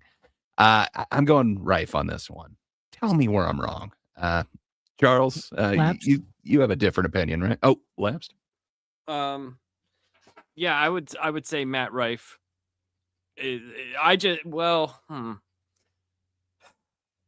Yeah, it's kind of hard to call Hassan a comedian, but everything he does is hack. Every single thing he does, period. So this is hard. You know what? I'm gonna go Hassan Minaj. Yeah, words, pronunciations, and stuff. You're changing it. So changing it. You don't find the whole like crowd work. What's your name? What do you do? Yes, you think I that's do. I find less that, hack? but he also does other things. Where Hassan, Okay. only stuff he does is like hacky shit, because all he does is talk about his life experience and equate it to all Indians know this, or all You're right. everybody knows this. You're So, right. I totally have never seen Hassan Minhaj. You're right. Hassan Minhaj must be so much hackier because you've definitely seen him wear like a Santa outfit and bring his grandfather's sex toy or whatever on Spoilers. stage with him for his unwrapped Christmas special. You're right. Spoilers. I don't know, man. Well, I just I don't mean- think you get more hacky than Rife, but maybe I'm wrong. Charles, Go on, Lapsed. what No, say you're good. you? Go I ahead. think you're kind of in the middle on that. You're the deciding factor. I think we're kind of on No, opposite ends on this. I actually, I'm going Matt Rife for the exact opposite reason. Like I agree with everything that Lapsed is saying, but because of that, I think he's not hack. He's doing something distinctly him. Like he's telling a story. He's doing this 20-minute bit where there's no fucking punchline. The punchline is my wife's But pregnant. she's pregnant. That's not a congratulations. You just told a fucking heartwarming story. That's not stand up to me. I mean, I don't know if I would call that hacky. It's definitely something that only he could do. I mean, if anyone else tried to tell a story where the punchline is their wife is pregnant, I mean, go ahead and try. I mean, You're that's not- one joke out of all the 9,000 references he made to Yeah, his I mean, crowd that every single person was like, "Oh, I get." Yeah, he does lean on stereotypes, but I think Matt Rife is just crowd work. It's just crowd work, and he'll be punny about something. Like I mean, it's crowd work from the one that we watched. Yes, the crowd Yeah. work special, but at least he has stand-up jokes. I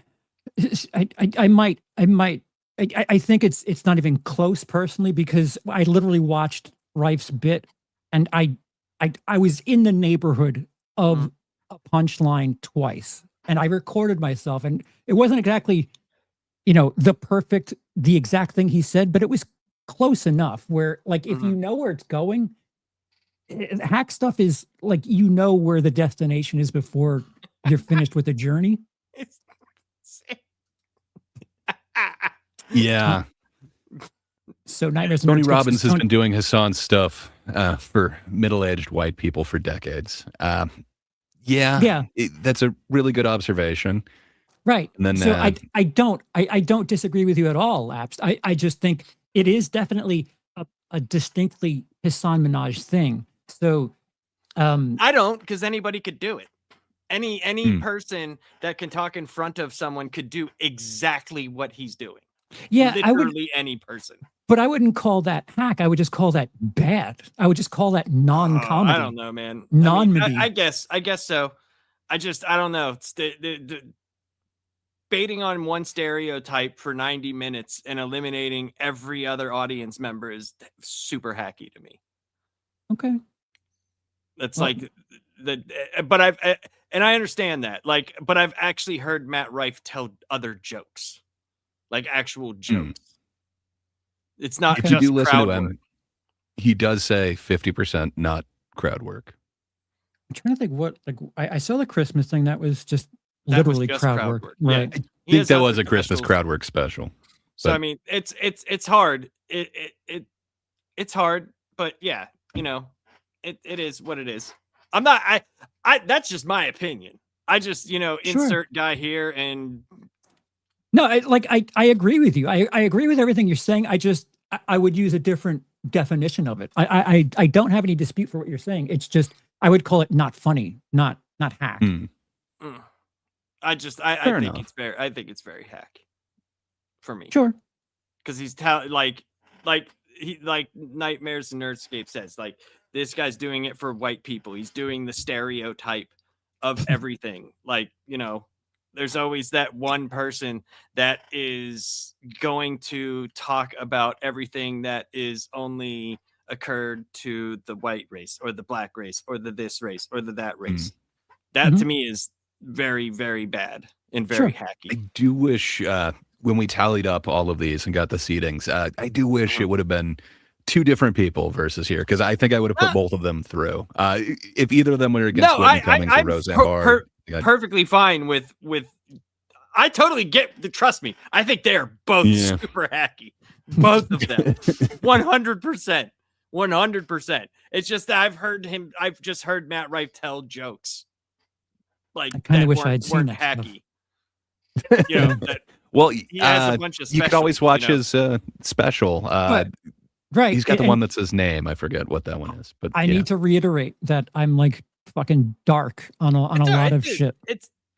I mean, that's also, it's also the hard thing that, you know, when we made the list, you know, we left it up to the audience as well. Yeah. So it's, you know, some of the stuff we might not be as familiar with, you know what I mean? Right. Like, so that also makes it makes it fun, but it also gives an air of, you might feel one thing about one person, especially since we did a whole show on Matt Rife. You know what I mean? So we were also very familiar with. We did a segment that. on Hassan, but Right, but fair we did enough. 2 hours on. You're right. So, well, but yes. I think It's still the this one audience's is going to fault. be no matter what. It's the audience's indeed. fault. It's always the audience's fault, and we appreciate that. Tell us more of where we're wrong in the comment section. But yeah, I think this one's going to be a tough one for me. I wouldn't have necessarily put either of these guys on my list, but Carrot Top, number 3 seed versus Dane Cook, the number 14 seed. Dane You Cook, wouldn't put either? I don't think so. Okay. When I had like a small list, they were not on there. Although I don't know if I had 16 full names on my initial list. Maybe Carrot Top would have made it on there. He definitely would have been my number 3 seed. I don't think Dane Cook would have been on there for me. Dane He Cook has was- enough real bits that I don't think it's necessarily hack. I think a lot of people kind of copied his essence, so to speak, or what he accused people of, where it was that kind of being loud and over enunciating type thing. Yep. But I think he had real jokes in there. I think he had material. It was just people were talking about the way that he was doing it. Where Carrot Top, you know, it's kind of hack. You're just gluing this thing to this other thing, and hey, now you can have a mirror on a toilet seat or something. Like to me, some of that stuff's pretty hack. But he's definitely made me laugh. It's weird that he carries a crate around with him. That crate is worth a shit ton of money. What that crate has made him a metric fuck ton of dollars. Yeah, so I think. Go on. Oh, sorry. Go right ahead, Charles. I apologize for speaking over you Nope. and then continuing now.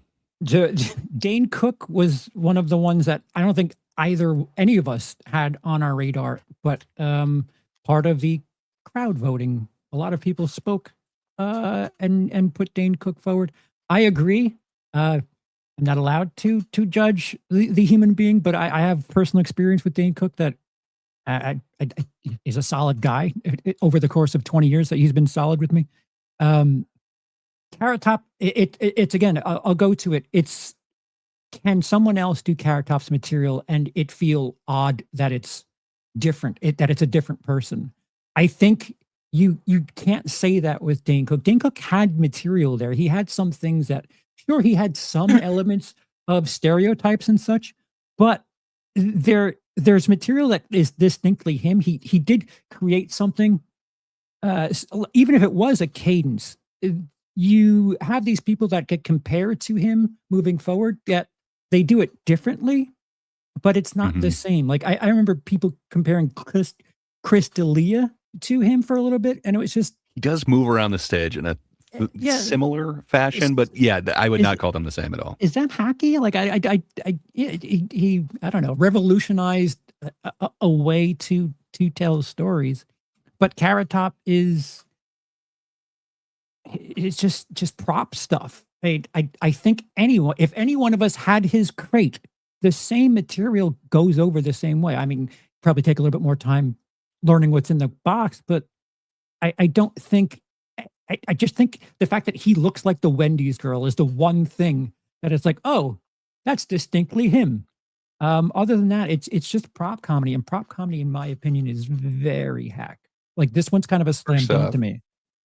He doesn't look like the Wendy's girl. How dare you besmirch Wendy's poor name? It would have to be a really, really rough week after for the Wendy's girl to even be compared to Carrot Top. He has paper clips, and he puts, or hair clips, and he puts them in his hair, and then he likes to go to the Wendy's drive-through and look into the window. He has I've seen the joke 1,000 times where he has like a little hand on a stick and he goes to the drive-through. Somebody else who likes to go to drive-thrus and yell at people. Lapsed, what is your opinion on not just Wendy's, but Carrot Top versus I forgot Dane Cook, of course. Sorry, he's just so not on my radar. I forgot Dane Cook.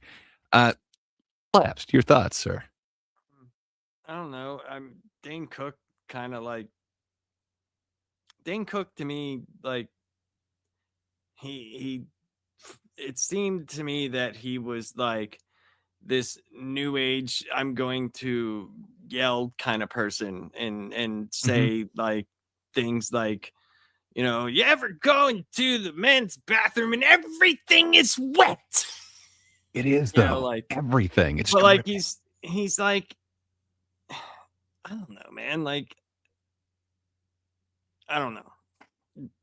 It's hard because I mean, Carrot Top's a prop comic.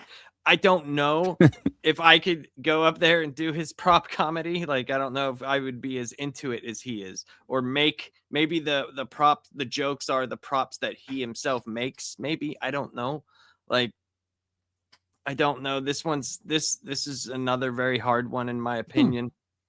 Because I mean, the humor is not just, oh, here's, a road sign with whatever. It's what he made of it. Like, how did he incorporate his humor into what he has? I don't know. Like, I'm just trying to be fair. I'm trying to be fair with it. Sure. Where, yeah, Dane Cook, I think there's oh, sorry, please go right ahead. I apologize for speaking over you. Dane Cook to me just, I don't know, comes across like, I don't know.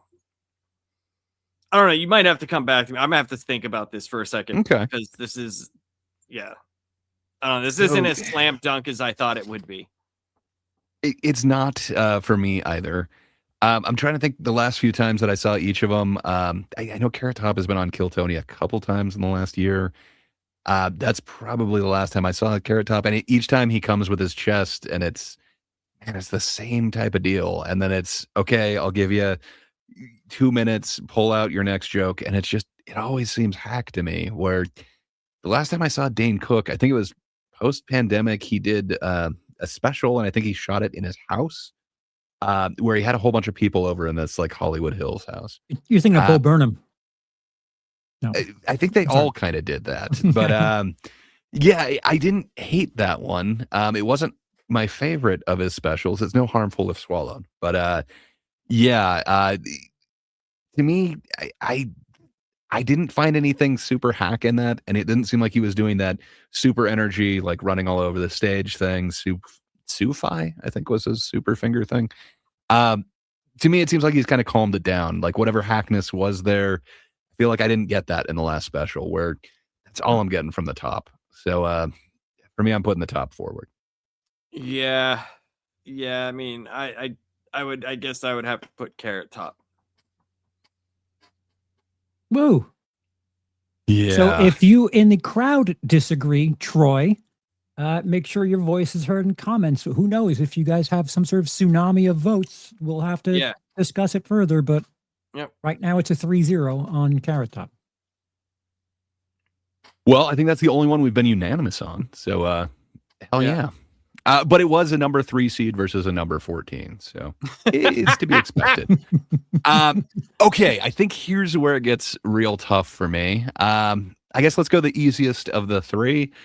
Number 4 versus number 13. So we've got Joe Rogan as the number 4 seed. Out of those 3 battles, to me it is. I just want to say I love how unanimous we constantly are. Just constantly on the same page. It's brilliant. I think that's the thing about this. It's a tricycle. And, at least 2 of us are usually agreeing in a 50-50 shot. Some I think rusty that's the way to wheels. go. Sure. Indeed. So yeah, to me, this one's the easiest. So I'm going this one, the number 4 versus the number 13. Joe Rogan versus Andrew Schultz. I have laughed at a lot of what Schultz has done. His last special was interesting. While I didn't think it was amazing, I didn't find a bunch of hack material in it.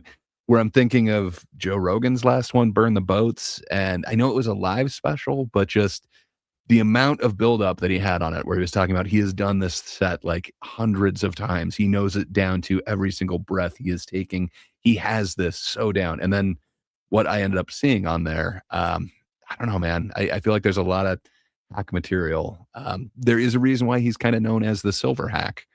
I dug a lot of what Schultz was doing during the pandemic. He had this other Netflix special where it was kind of like The Daily Show, where it was giving news. I don't know. I've seen him pivot where Joe Rogan, I kind of feel like I'm just getting the same thing from him. To me, it's hands down. I think Rogan's more of a hack. Lapsed. Prove to me that I'm wrong. I mean, the only thing that for me that Rogan has is that that's him. He's speaking his stuff that is very Joe Rogan-y. You know the stuff you've heard from the podcast, you've heard, but Andrew Schultz to me is like any other New York comedian. I don't understand why people like him. Like, I just don't. As a New York comedian, I think I'm partially offended, but keep going. I mean, you could be offended. That's fine.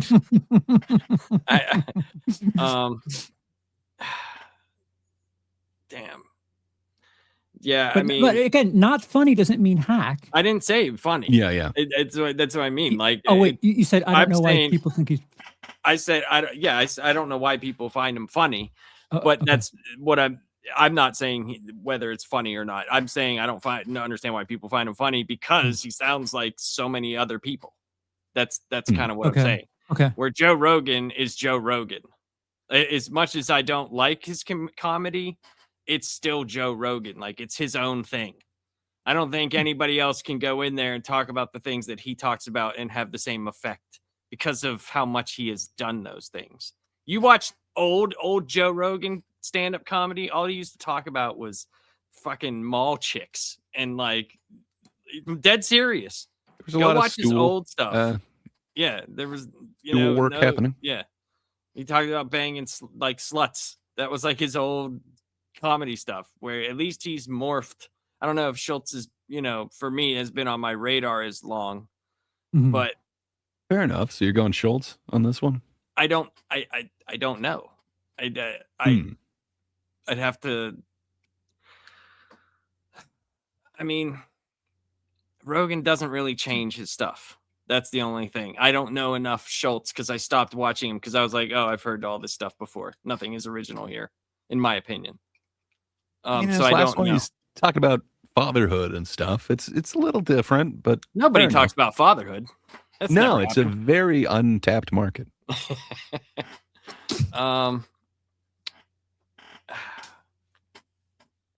Yeah, I don't know.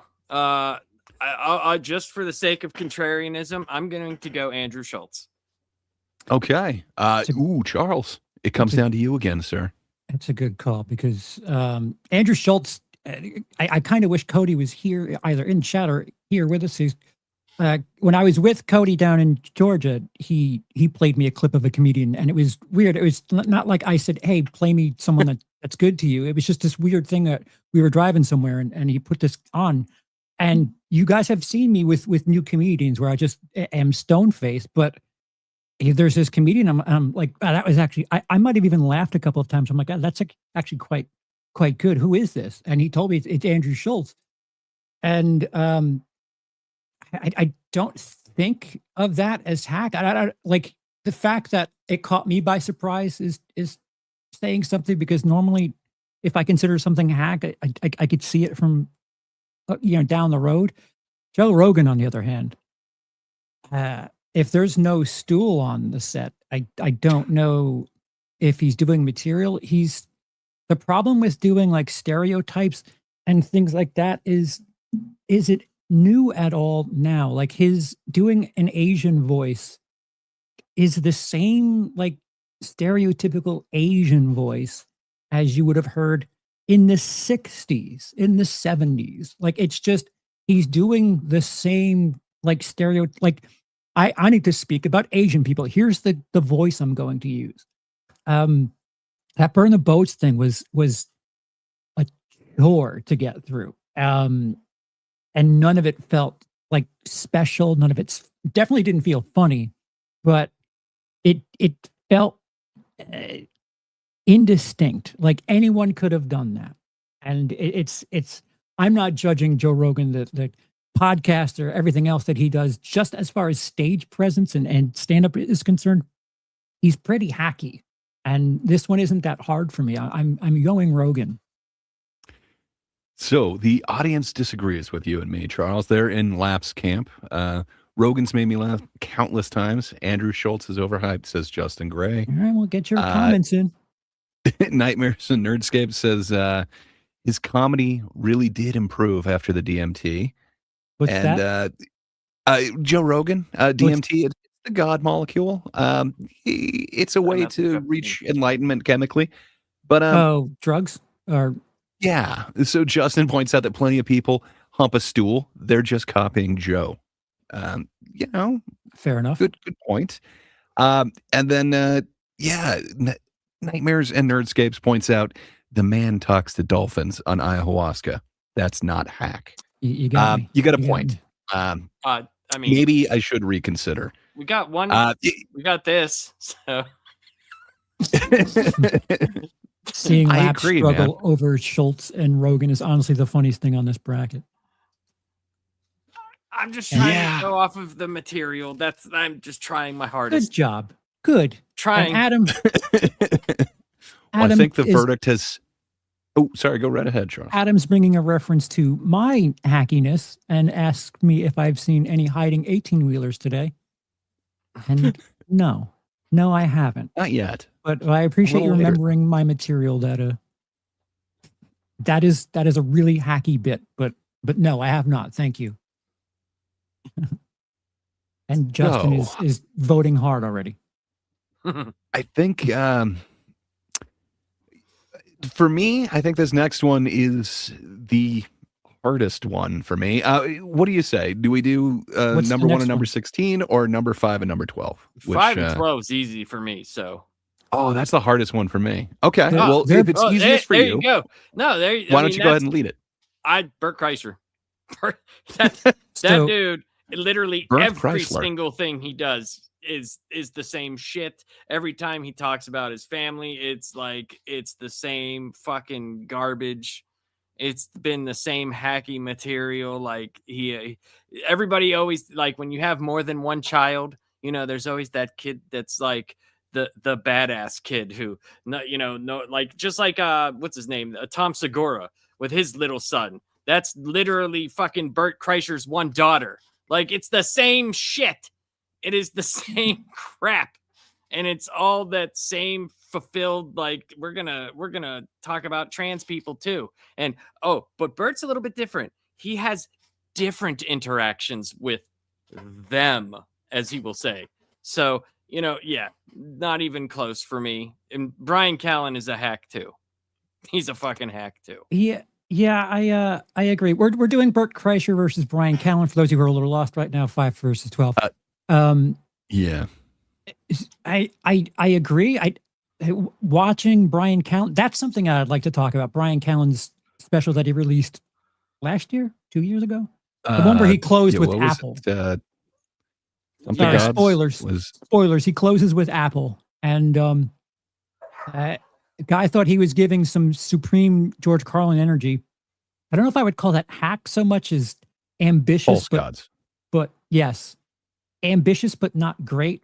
But Bert Kreischer, I literally know nothing other than the dude takes his shirt off and tells a story about going to Russia. Sure, it's distinctly him, but it's been him for fucking 30 years, man. If the first thing you need to do when you go on stage is take your shirt off, congratulations, you're an OnlyFans model. You're pretty fucking hack. I think that's Lonely Fans. I believe. I'm sorry. Gray? I hear what you guys are saying. I want to agree, and to a certain extent, I do.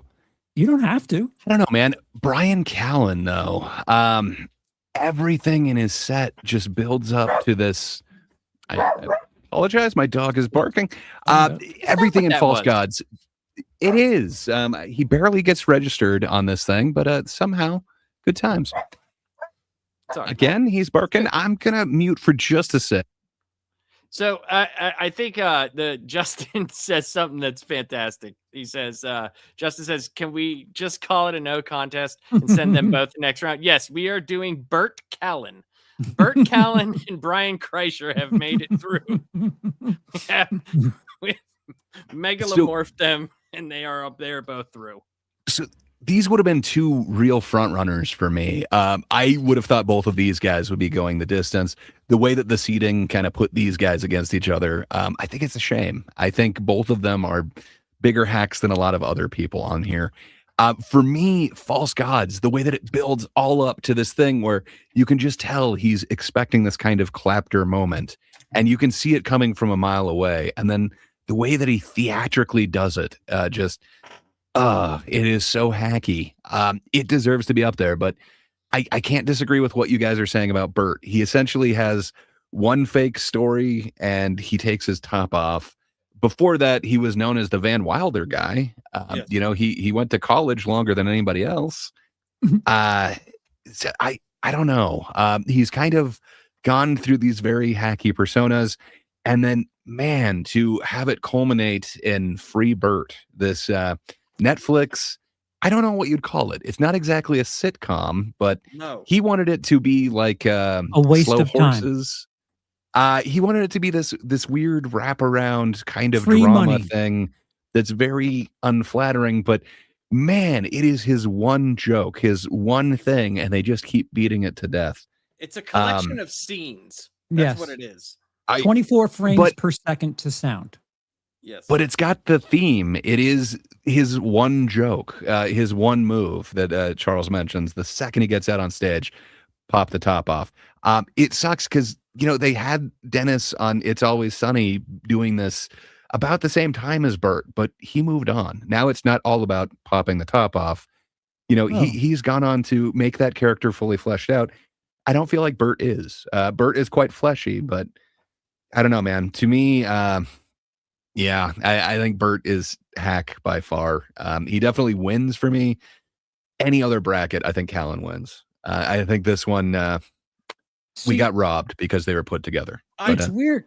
It's weird because if you something that I think a lot of these Rogan guys have and the Austin guys have is this like illusion of safety, this illusion of comfort down there where they know their crowd.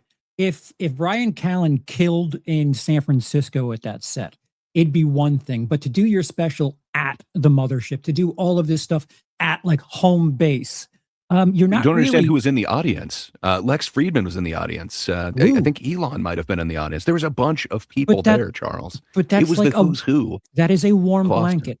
To be good, you need to challenge. You need to you need to make people laugh that aren't going to be there for everything. Yeah. And go Yeah. on.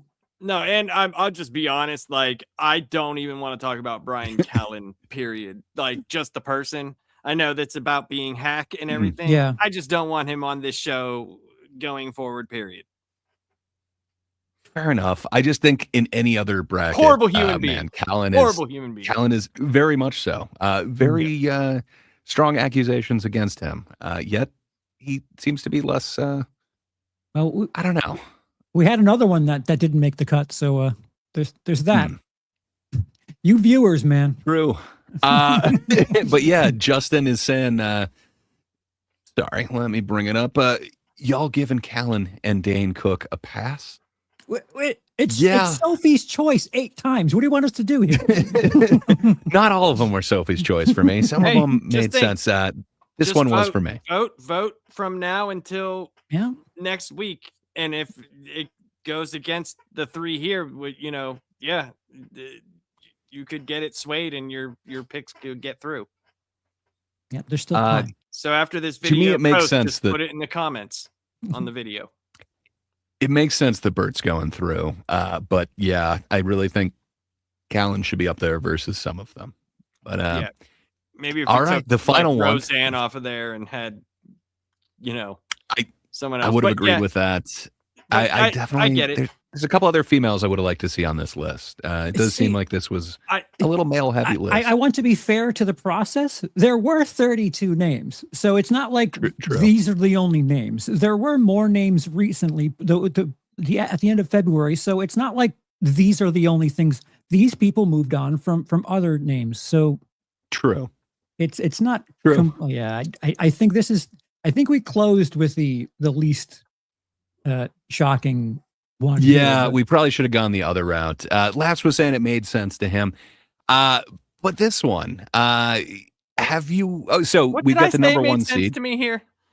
What did I do? What are you blaming me for? You said that Bert Kreischer versus Brian Callen was an easy one for you. Well, they're both. To They me- both are. They It both was are. very easy for me. It was a struggle for me. What can I say? Huh. Where this one is not nearly as much of a struggle. So we have the number 1 seed, the number 1 name that we got, which is Amy Schumer. A lot of people aren't talking about her in comedy anymore, but our fans know really? that there's a certain name that comes to mind when you say hack.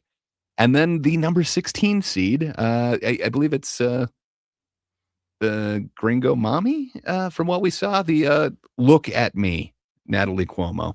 Yeah. She's internet famous. She She's got released a girl clip goals. where,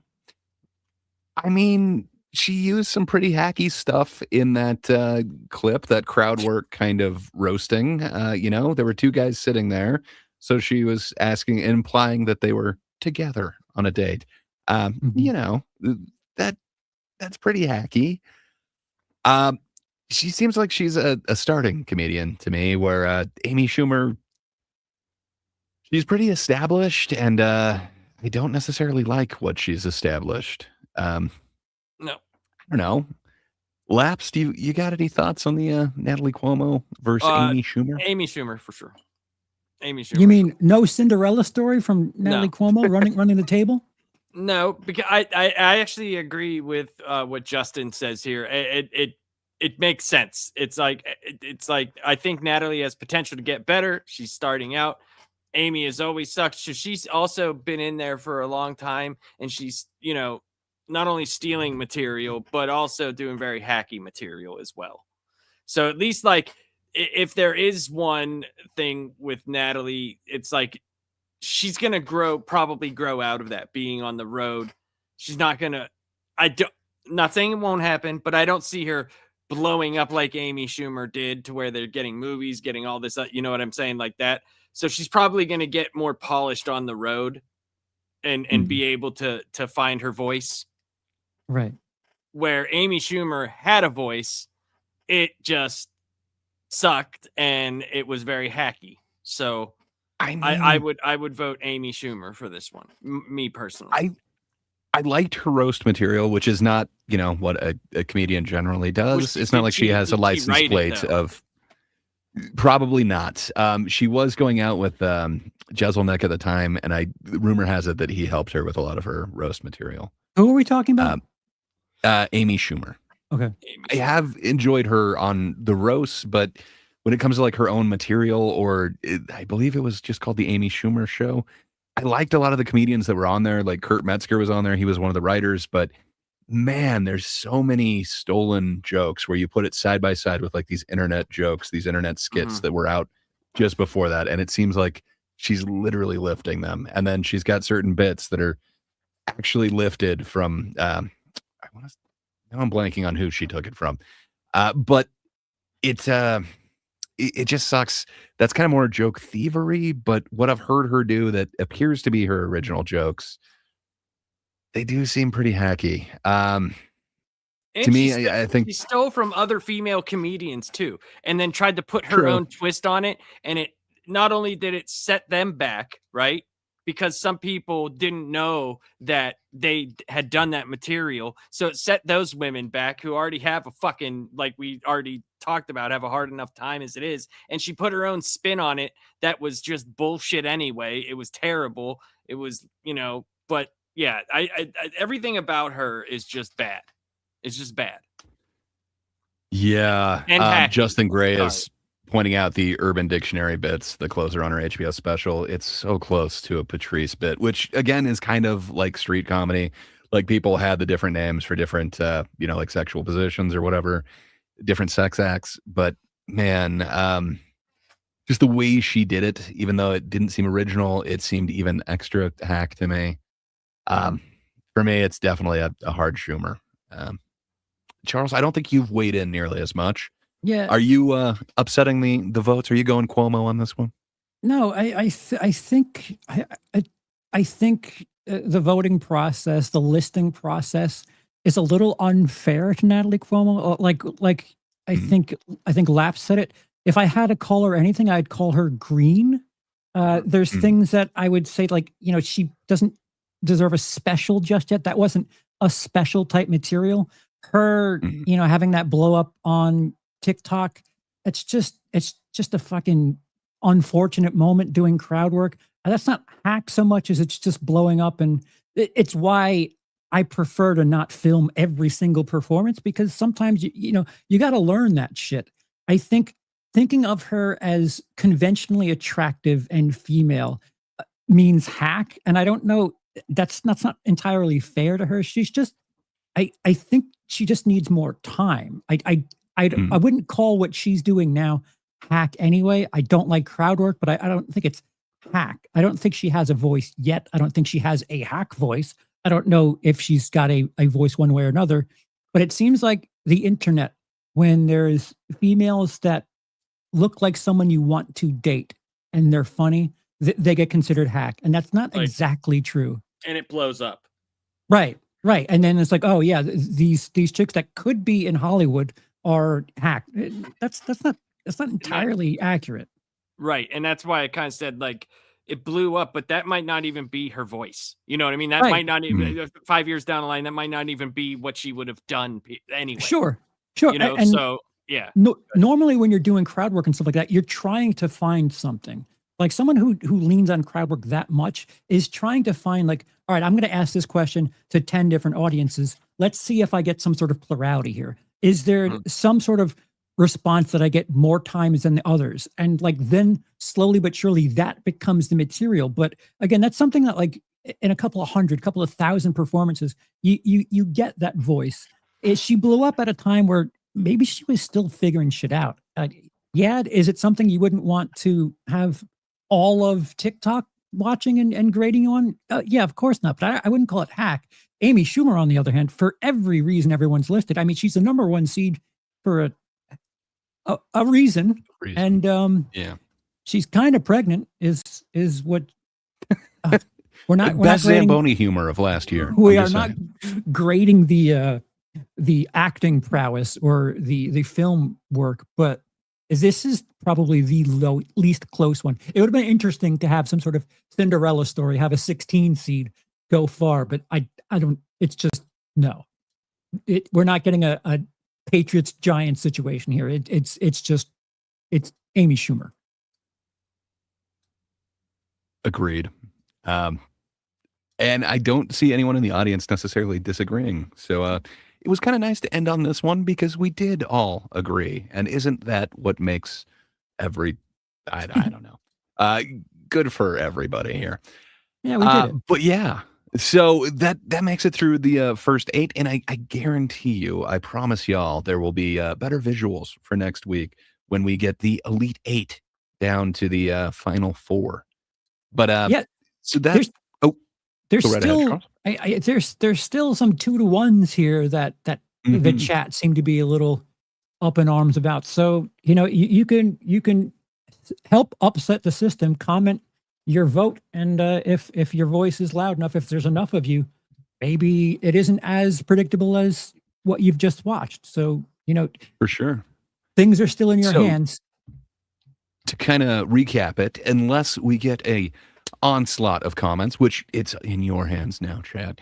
But that means we've got Amy Schumer going through, and she's going up against Whitney Cummings. That is going to be an interesting matchup. And then we've got Bert Kreischer versus, we did go through with Joe Rogan. So, that is the ultimate 3 months a year in Austin battle. Okay. And then we have, did we end up with Larry on there? I know I voted Larry, but I forgot which way we ended up on that particular one. I think Larry's the one there. Yeah. So it is 'Cause going I'm to the be only one who Larry voted the Dunham. Cable Guy versus Carrot Top. Interesting. Larry's And going to then, get a cruise by doing all these prop comics. And then we've got the crowd work battle. We've got Matt Rife versus Morgan J. Interesting. What an Elite 8 we have here. Okay. Well, I'm looking forward to that next week. I think there's even more contention there, but yeah, I'll bring some visual aids for us next time. We'll dig a little bit deeper. Over on the last panel YouTube, I put out a post with the bracket on there. You have to click on the picture to see the full thing because the way that the images the show square, up. Yeah, I did put on there, click on the image to see it, but there's so you guys can see it up close and do your votes. And I put it out there. Get your votes in before 3/17/2026. So that'll be next week. And isn't that a very special day as well? Isn't that anyway, 3/17 is great. But yeah. The day before is Steve Austin Day, 3/16. That's what I'm talking about. Hell 3/16. yeah. It's post Austin Day, which is great. And we're gonna have the Austin 3 months a year battle. So yeah, it's gonna be great. Well, So hell wait, yeah. Hold on. Yes, sir. Highlight Justin, who says Eliza needs to be an alternate. I wanted to reiterate this.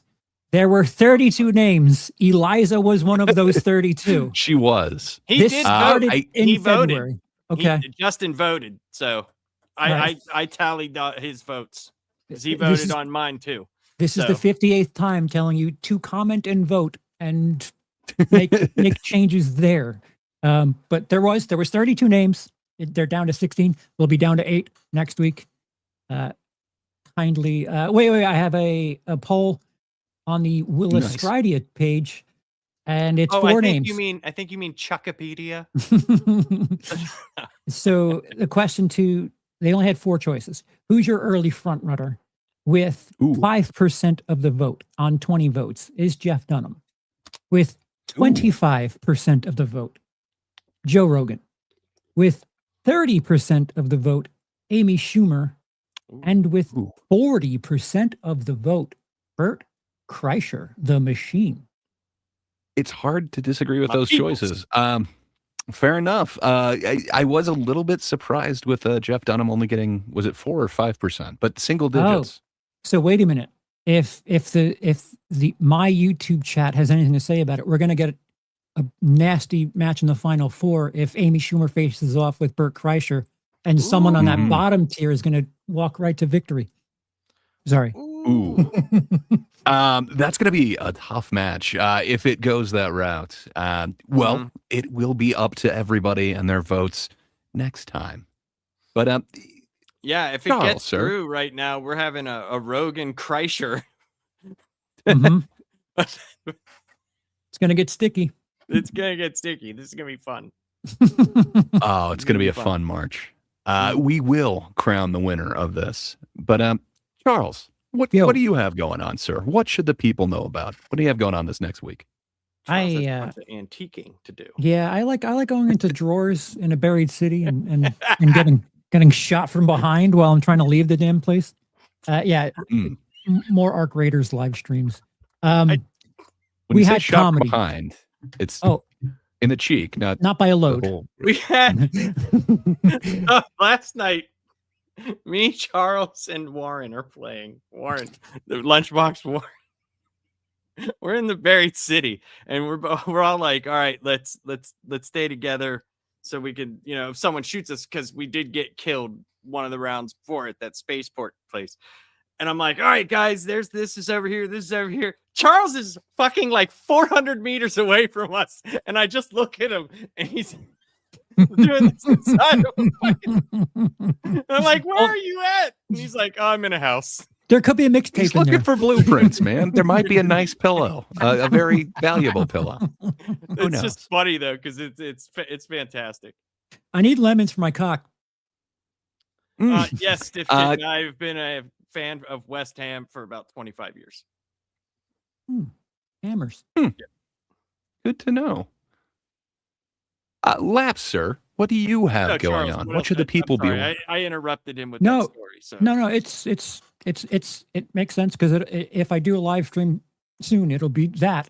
And if you want to see this band perform as a band, we did get together, buy a piano, and we played a great song. I bought a guitar. Laps was tickling the keys. I bought a guitar, and I'm saving some of the creds for some other things. So we Nice. We got to get a bigger band. We got to get a bigger band. You got to see the video. There's a video of all 4 people playing, and there's like 11 raiders that are doing their dance, and it's all synchronized. It's That's fucking hilarious. awesome. It's like in the basement of some place somewhere. It's really funny. I'll send it All to right, you. we need to recruit some more worth- dancers. It's worth for content's sake, even if we get sniped right after it, just for the You might spectacle. not. They might just wonder what the hell's going on. Yeah. So, It's easy pickings if you're like a rat. It's just if you have the right weapon, just throwing a grenade right into that. that's when we don't bring weapons with us. Yeah. We only bring the weapons of music. Yes. In your prison wallet. Next week on sir. Tiny Desk Concerts. Yep. You got a few things, a few irons in the fire, so to speak, right, Lapsed?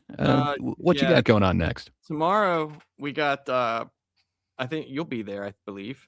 We I got think so. Spider-Man Wolverine #2 with Gray Poupée and Lunchbox Warren. That'll be on Off the Shelf Comics. You can see it on Laps Comic Fan if you're subscribed. Also, then Friday we got our Jackie Chan movies that we'll be doing over at Last Panel. And then a week from this Friday, we'll be doing Eddie Murphy movies, which I'm very much looking for. The next 2 weeks is going to be a lot of fun on Last Panel, I think. Just because Eddie Murphy's going to be a lot of fun, period. Just because there's just so much to talk about, especially with the documentary being out and him being back in the zeitgeist again. And hopefully he does come out and start doing some more things, because that would be great. Norbit too. Well, no, just the way he talked in the documentary, it was like there was some edge to him, like there was some edge to it. And it's like, ooh, if that Eddie Murphy came back, that could revitalize his whole career, because he did the family thing. He did all that stuff. Coming back to what he did before might, Dude, the fact that he's just like an old guy who watches YouTube videos, it was just like, man, he's got a fucking mansion, but he's just a normal dude. Dude. Well, do normal dudes carry around puppets? I'm just saying. Listen, normal dudes don't have Netflix money, but fine. Well, normal dude by the hugeness of the room he was in, but the smallness of the couch to coffee table ratio with that little ass laptop. Just like, yeah, there was so much space everywhere else. But we'll do that, and then Eddie Murphy will be a week after. And I got a couple other things that I can't remember. Oh, I have a channel that I do every blue moon. I have to find something that really irks me because I don't really like making this type of content where it's just me shredding something, because it's like, if I do, like, why am I doing that? Why am I watching this? Rage bait. Like, It works. I'm not. Yeah, I'm just not a fan. I'm not a fan of doing it. I agree with you. But I do have a channel where I do that, and I've only made 2 videos so far, and you could tell because one of them, the last one was like a year ago, so you could tell I don't like doing it that much. But I am going to do one for the Iron Heart show, because I did finally watch it. Because I wanted to see what they were going to do with Mephisto, right? Because Mephisto is one of those characters in comics where it's like he's not used all the time, but when he is, significant change comes, usually to a singular character. So I wanted to see what they would do with him, and then it was Sacha Baron Cohen, and you're just like, okay, all right, so okay, cool. But that show, man, wow, was that show really bad? That show was so bad. It was shelved, hoping that it would ripen eventually. But you're saying no, it didn't get right. It was very, very bad.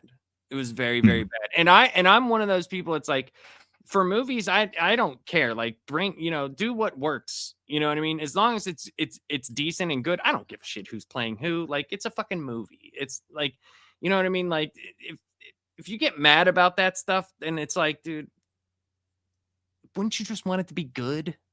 That's what I get mad at, is when it's not good. Like, I just wasted money to go see this. So, yeah. Troy. No, man, it's just, he says, Ironheart trying to get ahead of the algorithm, are we? No.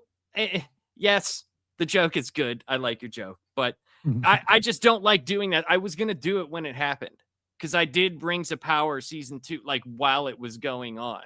And it was like, I just didn't want to, I was like, I don't like this show, so why am I doing this? I'm one of those people. Like, I don't need to make, but people kept saying, like, dude, you should make this. You say funny stuff. And I'm like, not really. I really don't. Like, just say things that come naturally. I don't like the shows, so fuck it. Like, but I am making one for Ironheart. And when it's done, I will let you know. If you want to, it's called Fighting Fandom. And you can go there and watch a couple videos. That's what I got going on. Well, as for me, I will be watching those Fighting Fandom videos. It's always fun to check back in with those, and I will be eagerly awaiting the Ironheart one. Other than that, Friday. Looking forward to the Jackie Chan conversational. Indeed. It'll be fun. I think that's going to be a great one, but really looking forward to that Eddie Murphy one. I think I'm already starting to watch some Eddie Murphy ones in preparation for that. But Lap, sir. Yes, sir. I think it's time to hit that button. Alrighty. He used to love comics, now he just complains. Gray poop haze in the corner.